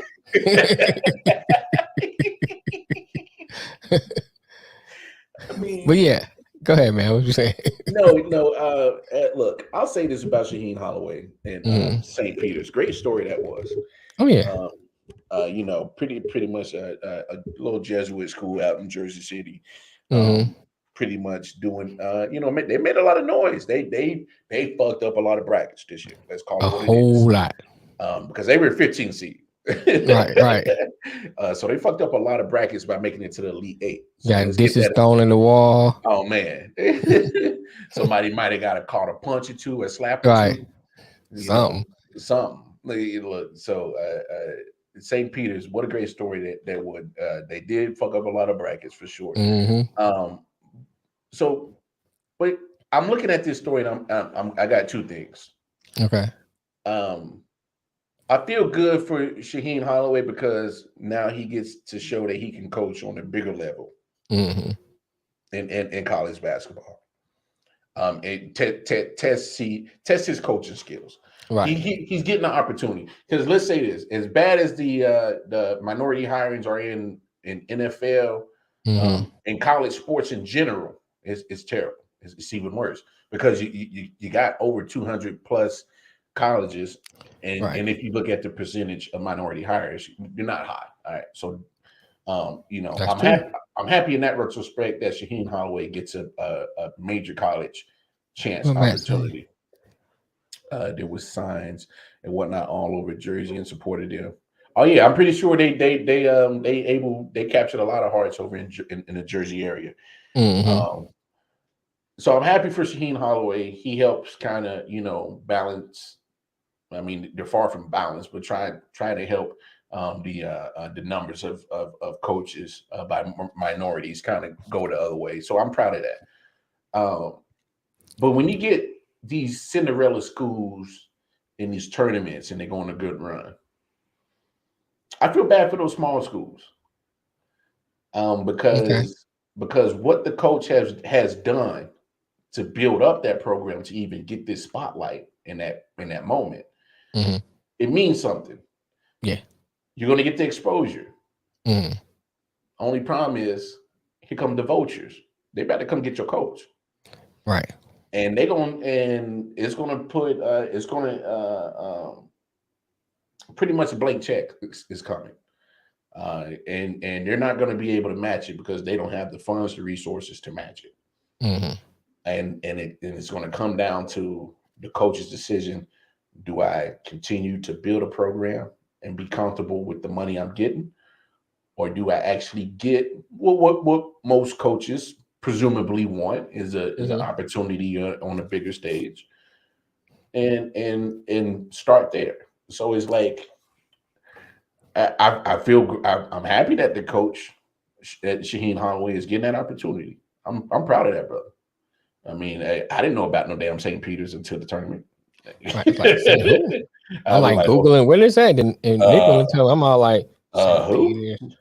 No, Matt, and you are 100% right. He is an alum to Seton Hall, so he is going back to where it began, and so that because if y'all saw the story, Shaheen Holloway was part of that Seton Hall team that made noise about 15, 20 years ago in the tournament, and so him now being a coach and getting the opportunity to go back to Seton Hall.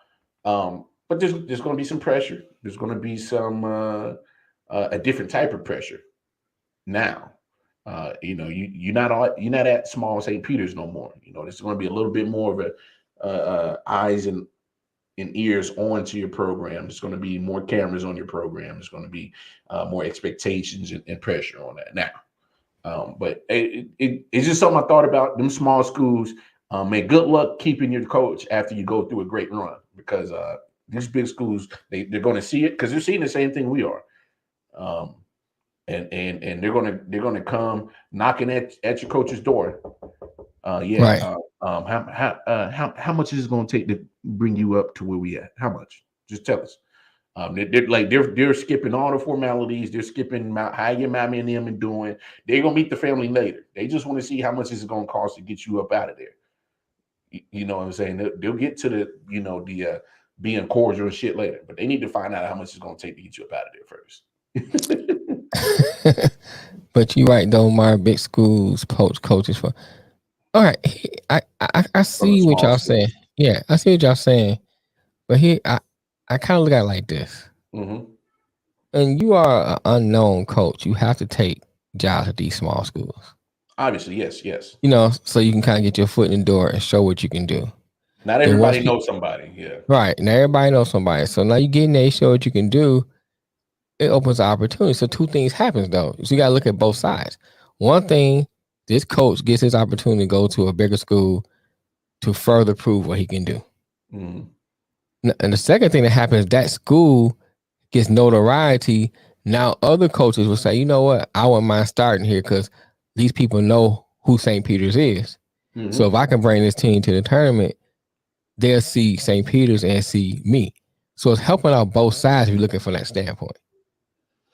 Because if we didn't make it to the tournament, and just say like somebody locally saw somebody from Seton Hall say, hey, look, you're an alum, we're getting rid of our coach, we want to bring you in, and just brought him in that way, only people in Jersey have probably known about it.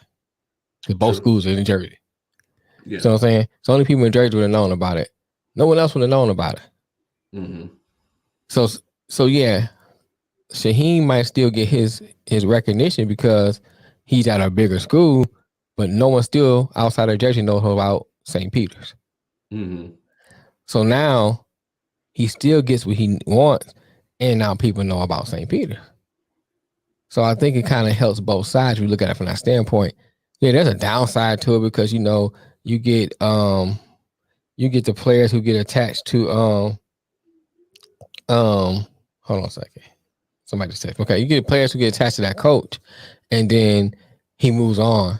So that kind of emotional attachment is there. But like we always say, unfortunately, this is a business. Mm-hmm. And that's part of the business. It's not a right or wrong thing. It's just a fact. Yeah. So that's kind of how I look at it from that standpoint. Both universities still have a plus side to it because Seton Hall is getting a good coach. Mm-hmm. Same thing with look at Shaka Smart. Yeah. No one knew about Shaka Smart before that tournament. Nobody knew about. Unless you're in the Richmond area in right. Virginia. VCU, Wichita State. Mm-hmm. At that time, those two teams was booming back then. Mm-hmm. And I figured that was a Wichita State because I know about Wichita, Kansas, but I know nothing about Wichita State. I dang sure know about no VCU. Oh, without a doubt. I'm like, I know when I saw the name, I figured where it was at, but I didn't know nothing about them. I know nothing about what's the other one, George Mason. Yep. I know about George Mason. So you know what I'm saying? These teams are getting recognition. Mm-hmm. No, you're right. You are right, but I'm just still like, Florida Gulf Coast as well, Matt. You're right. Right. I'm just still of the belief that, and I get 100% get what you're saying. If there's a coach that gets his chance, goes to St. Peter's, gets him back to the tournament in that position. I'm just of the belief that, especially when it comes to recruiting now, and I'm not saying that all of a sudden St. Peter's just went on this magical run and all the floodgates is about to open up to St. Peter's is recruiting. Right. I'm not saying that, but it helps. Yeah, it does help. But at the same time, they're going to be like, oh man, it was with Shaheen. So, right. I'm going to go right where Shaheen at, but you're still not wrong because it still does help that St. Peter's can still get some type of recruiting, might be able to get a couple of recruits that they probably not could have gotten, without that magical run. But I get what you're saying, man. Right. It's different, but true small schools in basketball get looked at, but small schools in football don't get looked at. And to answer that question, Anthony, small schools in football, they're separated different culture, different divisions. You got plus it's a different culture. Yeah, you got the FBS, FCS, so you got different levels of football. Right. And not only that, just your talent in football.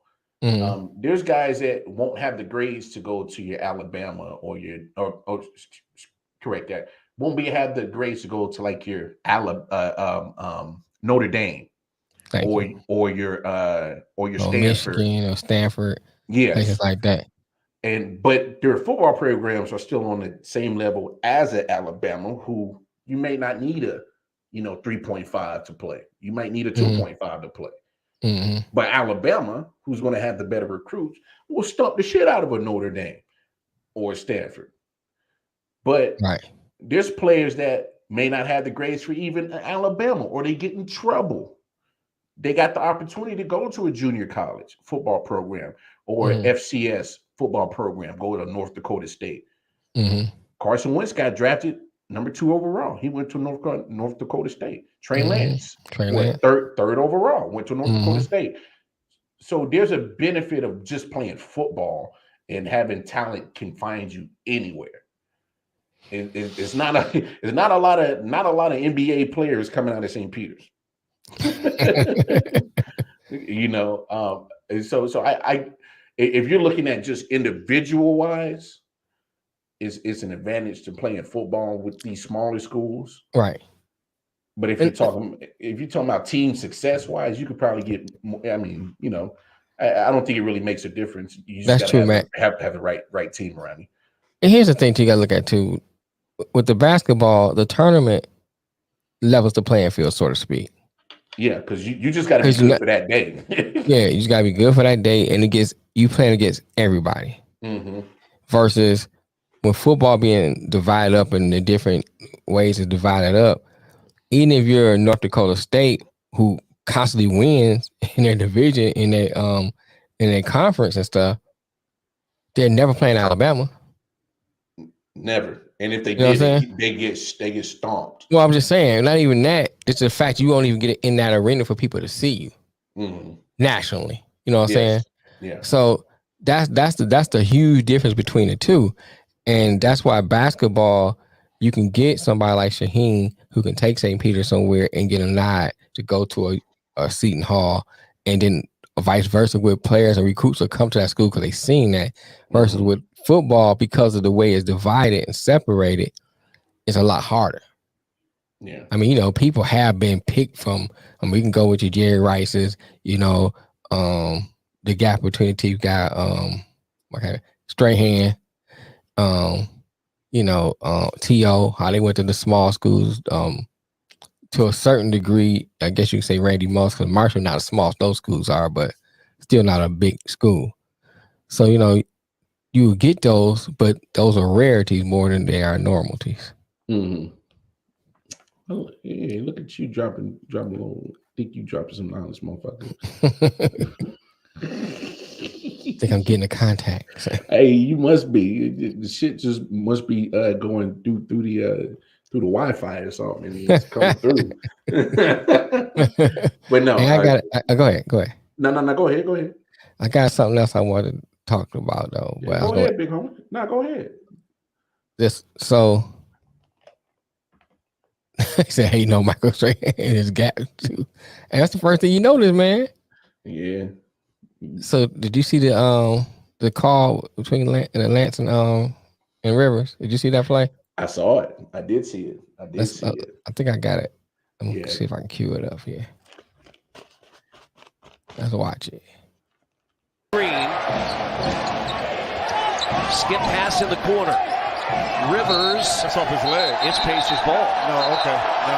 Oh, Doc Rivers. I mean, you got Rivers and Lance at it. They're going to take a break. You got some energy going. You got some energy going. I mean, we get a chance to take a look at it. They're in it there. And Lance, after the fact, Lance pushed him. There's no question about that. He pushed him in the back. And that's an overreaction by Austin. You can't escalate it. You can play with passion, but you can't escalate it into something like this. Austin Rivers and Lance Stevenson bringing the whole team together under different circumstances. And of course, it's laissez-faire. Don't miss the final family night of the season. Get your tickets at pacers.com/family. Oh, we're starting to get a little bit chippy out here. Lance tried to chase it down and knocked over Cousins. Jalen Smith called for the foul. 8:25 to play. Stevenson and Rivers, they are going to have their eye on those two.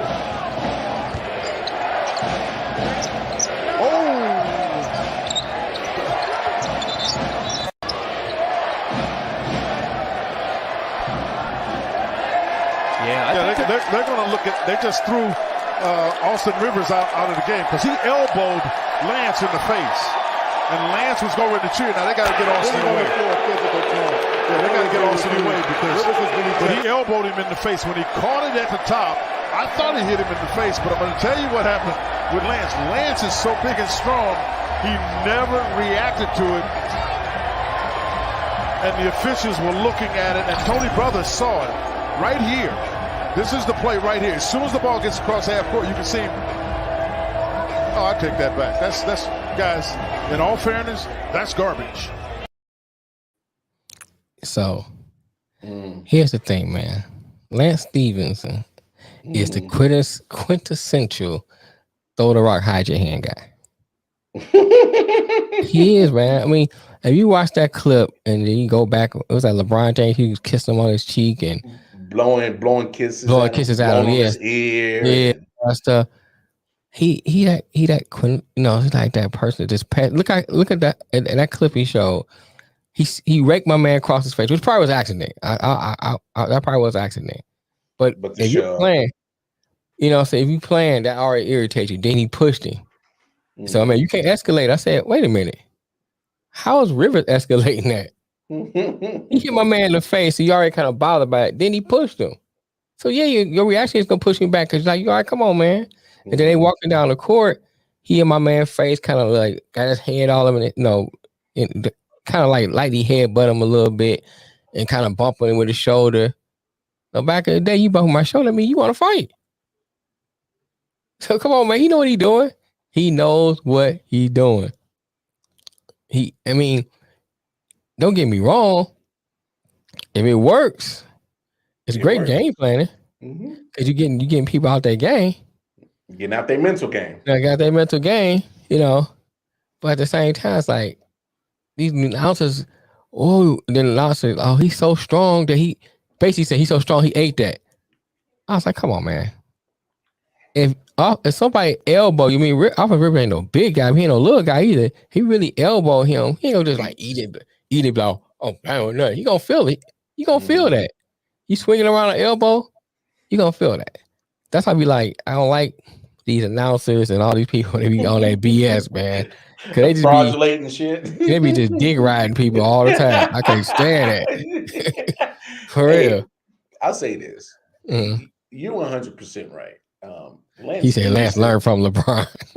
Lance Stevenson is a agitator, being an agitator. He's the type of person that you want on your team and you hate to play against. Right. Because he is an agitator. He's going to do shit that's going to test your mental strength. Right. And see how strong you are mentally. And see if he can get you out of his game, get you out of your game so he can have an advantage over you. Right. That's been his MO since he's been in the league. All right. So that's no. And Austin Rivers has also got an image around the NBA that he's no punk. He got Napoleon syndrome. He's always ready to fight with his little ass. Right? He got yellow boy syndrome. Well, Napoleon yellow boy syndrome. So that's even worse. That's having double negative. That's a double negative, pretty much. And so when you got a yellow boy that's always ready to fight for his colorism and then always ready to fight for his height at the same time, that's a combustible situation. All right. Right. An agitator with a prove it guy. All right. And so it started right then and there on the side when he got swiped in the face, got pushed, and they pushed him back and forth. So the ref they did access a double technical, so they both had a technical from that point on. And so only thing is how Lance being Lance, he's still going to agitate to see if he can still get you out. And now when it comes to the swinging of the elbow, I didn't like how the delay that the ref took. Yeah. Like he swung the elbow and then passed it, and then the other guy has it, and he's about to go into his own post move. Then and all of a sudden, woo, woo, woo, woo, woo, like review. And so I'm thinking, like for me personally, I think the ref put too much power and put too much took the game over in that situation. You know what I'm saying? And get me on the court and I'm trouble. Last week, fucked around and got a triple double. I like that, man. I'm reading. I'm like, wait a minute, is Ice Cube? But no, that was good, Matt. That was good. I just think the ref took over the game in that moment. It wasn't necessary. Yeah, it wasn't. What's the point of having instant replay? Well, no, you can have instant replay, but why don't you do that in a dead ball foul or a dead ball? I'm just saying, but he went to the table. He said, and I said, let me check that and look at it, and you clearly see he ejected him first before they even. Yeah, that's what I'm saying. Yeah, I mean, okay. I would say it like this. I understand it from the sense of being in a game. They going at each other all the time, so you assume that he actually threw an elbow. Yeah, but that's what I'm saying. That ref assumed he threw an elbow. Right, I'm saying I understand why, but in that case, and you see my man protesting so much, I mean, I ain't hit him. I'd be like, all right, let me go check the tape. Yeah. I mean, especially on something like you kicking somebody out. Yeah. You know what I'm saying? Come on, man. I'm with you, man. How do you not see that on the right? Something like that. We gotta eject. I think if you're gonna eject somebody, unless it's you clearly seen something, you should go to the tape. 100%. You know, because that's affecting the game. You know, that's affecting the game. They lose, especially if it's a player that team counts on. It's really affecting the game. So I said, all right, since you protesting, let's go to the tape. And then that ref literally jumped right in the middle of the game. Right. Just right. Because he let him play. Let him play. Let him play. Right. Yeah, you can't let them play. Let all that pushing and chirping go throughout the game, and then at that moment try to take over the game. Just can't do that. Mm-hmm. You know, you cut that mess out before even get started. Yeah. But let's talk about Lamar Jackson. Man. We kind of talked about it a little bit on last night's show, me and Big Homie. But man, so Lamar Jackson is already playing on his 5th-year option. He's already playing on it. Right. I agree with you, Matt. What says? I mean, they review on minor shit, on technicals all the time. How do you miss this? No. You're 100% right, Matt. Here's a point of review. If you're gonna have it to determine something that was missed, right? You can't go on to miss what you're reviewing. I mean, how does that work? Right. You miss something, so you go review it, and you still miss it. So I mean, I don't understand. I don't know if the referee needs to go see an eye help doctor. Me. Yeah, like nigga. He needs to go back to America's Best or something, have a doctor appointment, or he needs the LASIK. Go back to I don't know, ref college or wherever they go. It's something because look like his 2020 is fucked up that he didn't see mess all the way up. So I mean, I don't know, man. That whole situation is janky, but with Lamar's situation, Lamar Jackson already playing on his 5th-year option. The window for an extension has been open for almost a year and a half now. Mm-hmm. Lance crafters. And so I proposed that question to Big Homie Nick, and I'm gonna propose the same question to you. Do we have a Tyreek Hill situation on our hands? A guy that is it open for contract negotiations, extension.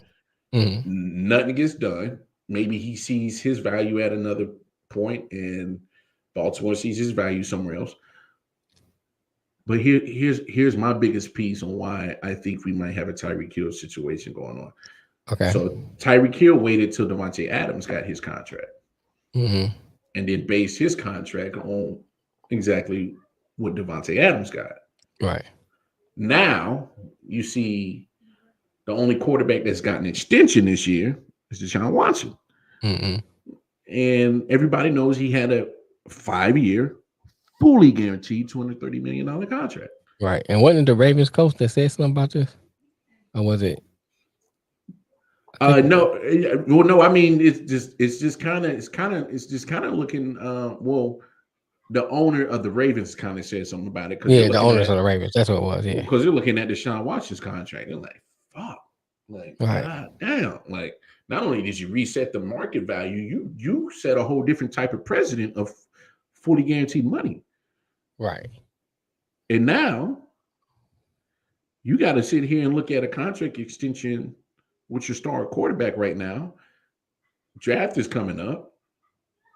In my opinion, I think the Baltimore Ravens have a real Tyreek Hill thought process that they got to have. Do we give this man get somewhere close to Deshaun Watson kind of contract? Do we get him close? Because me personally, I can't take him past it. You can't take him past it. I mean, because first of all, we need to have the conversation right there. Deshaun Watson, Lamar Jackson. I don't think they're on the same level. No. I think Deshaun, even a year off, I think Deshaun Watson is a little bit above Kirk Lamar Cousin Jackson. treatment. Actually, don't give him the Kirk Cousin treatment. Tag him, and then let him go. I mean, which is, I mean, I don't blame him. I mean, look at it this way: if I tag Lamar Jackson for 2 years in a row, I still wouldn't have to pay him the market value of top dollar quarterback. But then the market in 2 years, the market may reset itself again. Yeah, but I wouldn't. I'm not going to reset it. No, I'm saying you are. I'm just saying if you tag him, but in that second tag, it may reset itself again, and it might not be as much. Yes, and that's what I'm saying. Like if I'm the Ravens, I don't reset the market value with Lamar Jackson unless these 2 years you tag him and then he plays better than every last quarterback in the NFL. Then I can justifiably say, oh, resetting the quarterback value with Lamar Jackson doesn't seem far-fetched because look what he's been doing. He's been playing better than every other quarterback on all 31 teams. But if that's not the case, I can't reset the market value. Yeah. I understand the talent of what Lamar Jackson is. But here's another caveat, and Big Homie Nick brought this up. Name an actual legit wide receiver one that Lamar Jackson has had. Never had one. Point proven. So as much as people want to harp on Lamar Jackson, what exactly has the Baltimore Ravens done to make sure he has adequate weaponry? Right. I mean, if your name's not Mark Andrews, good luck getting the fucking ball. Well, it's a couple of things, a lot of moving pieces here. You look at it from just this year alone by itself. Mm-hmm. You can't pay him Deshaun Watson money and give him help. Financially, you can't do both. You can't do both. So that's not gonna happen. So it's like, okay, I give this money, and then what? Mm-hmm. I can't let my team go down either. Yeah. So the best thing you have to do is keep tagging him until you can either add some pieces and then see what he does in those 2 years. Mm-hmm. But I think the book is kind of written on him now. I don't see if he does improve far as becoming a pocket passer first, I don't see that moving the needle too far. He might get a little better, but I don't see him just like Michael Vick better when he was in Philadelphia. Mm. And I just think that right now, his mind. See, here's the thing about Lamar to me. Yeah. He'll have games where he'll stay in the pocket and just throw the ball. And you'd be like, oh, okay, he learning. Then have other games where he feel pressure and he just take off running. Mm-hmm. He's not consistent with it. And I think that's my biggest thing with it. Or he have games where he do stay in the pocket, but just throw terrible. Yeah.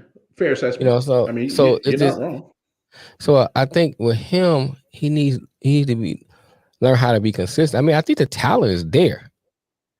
I don't know what is not registering, or we can say he don't have the pieces. That is a legit assessment. However, even if you throw into a garbage receiver, you still got to make it accurate. You still got to get it to him. And then now the earnest is off of you because, hey, I put the ball where it's supposed to be. You ain't catch it. Fair. So you have to still have that. He has to have that talk with himself and say, you know what? I need to improve this, and that. Mm-hmm. So if I'm the Ravens, I'm going to say, look, here's what we can pay you. We can pay you this, and this money right here allows you to have a decent contract that's more than a lot of quarterbacks is getting. So they still need to pay him more than a lot of quarterbacks is getting. He still deserves that. But if we move past that, we can't get the weapons you need. We can't put pieces around you that you need. So what do you want? You want pieces around you? Or you want the money? Paid. You want to be highest paid. and then put it in his lap and see what he say. If he say, I want to be the highest paid, then you start making those moves to get him out of there. Because that you can't do that. Not with what you have now. So what these comments say? Anthony says, I'm reaching, but Brady didn't have nobody in New England and still made out.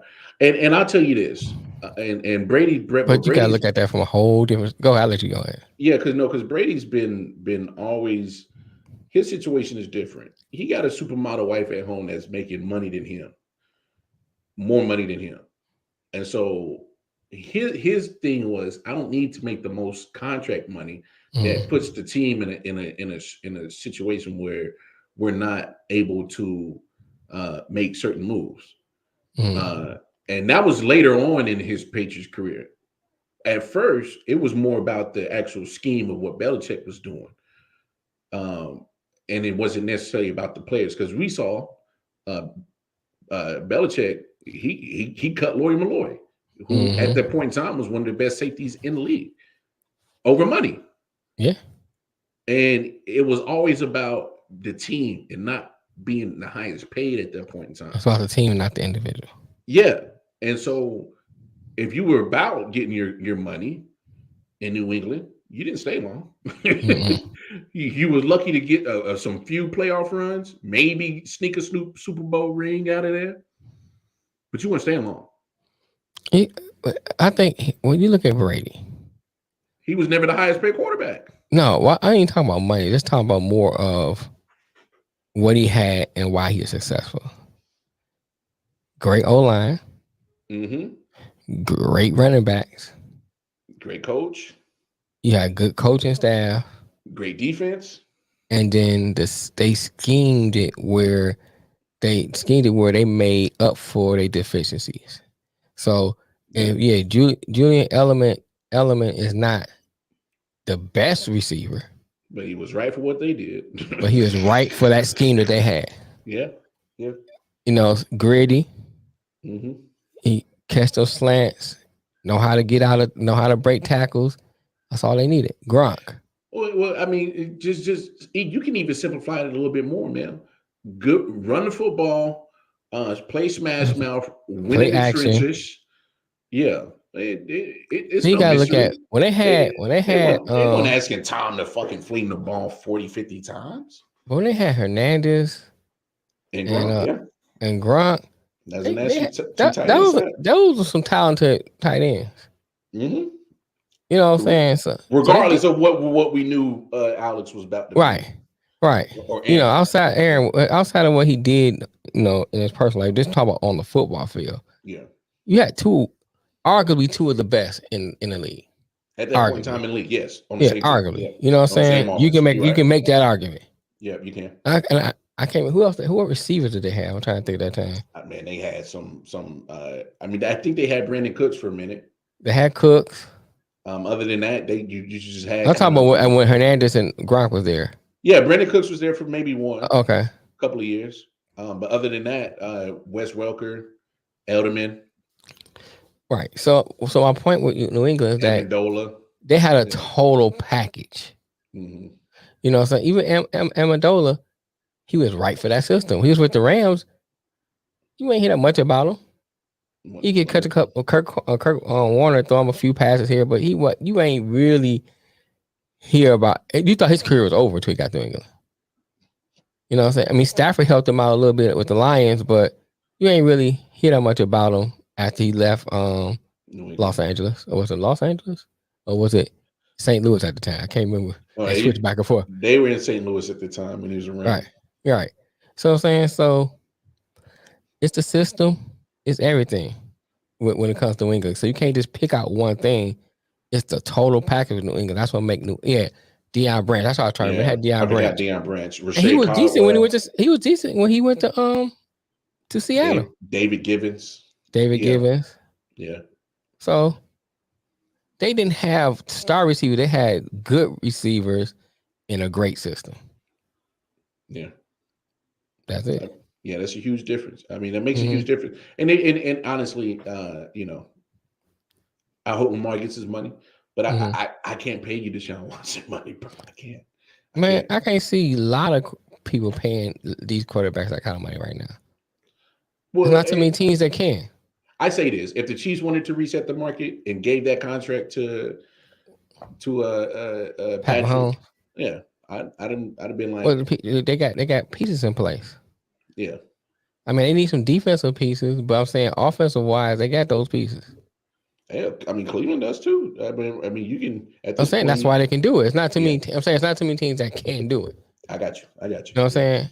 It's a few, but not very many because they need a lot of pieces, man. That money can go to teams who already have something in place that all they need is that quarterback. Mm-hmm. That's why they can give up draft picks because we're gonna be good for a while with this quarterback. Yeah. Hell, maybe the Ravens do that. Give us some picks to go get some top tier receiving help. I don't know. But my best option for me, if I was general manager, I would be tagging Lamar Jackson for the next couple of years and keep building the team around it. So even if we're not able to keep Lamar Jackson, I have a team that can you can plug in somebody in their quarterback position. And still be somewhat successful. Maybe not win the Super Bowl, but still be somewhat successful and still be able to line yourself up in position to get a top tier quarterback somewhere. So, Anthony says, would you pay Watson money to Josh Allen or Joe Burrow? Unfortunately, Josh Allen already got his contract extension last year. So he jumped his contract extension a little bit too early. They got that done and over with. So Buffalo was smart. I think Josh Allen should have waited. He probably could have got more money had he waited to sign that extension.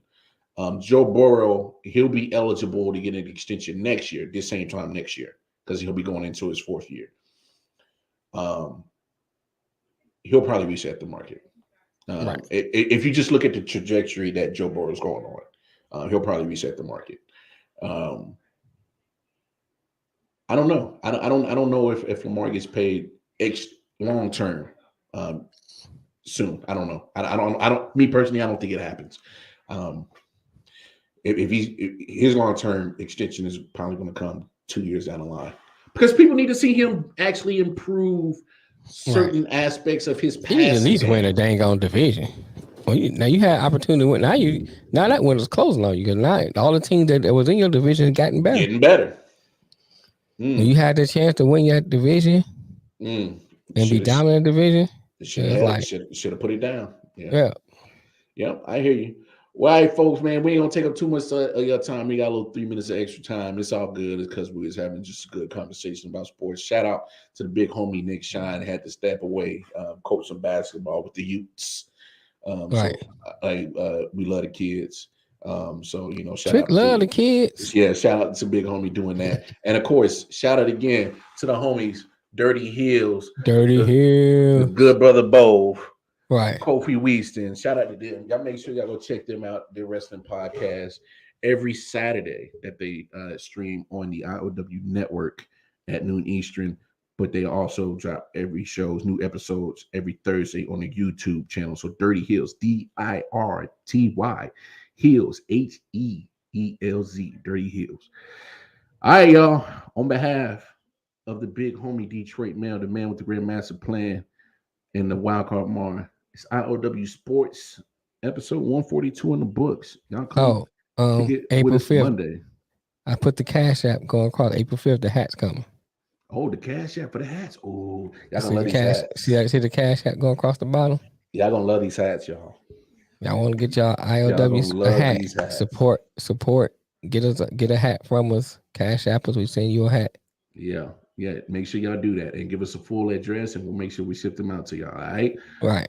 All right. Yeah. Y'all come kick it with us again on Monday for episode 143. It's been real. Peace. Deuces.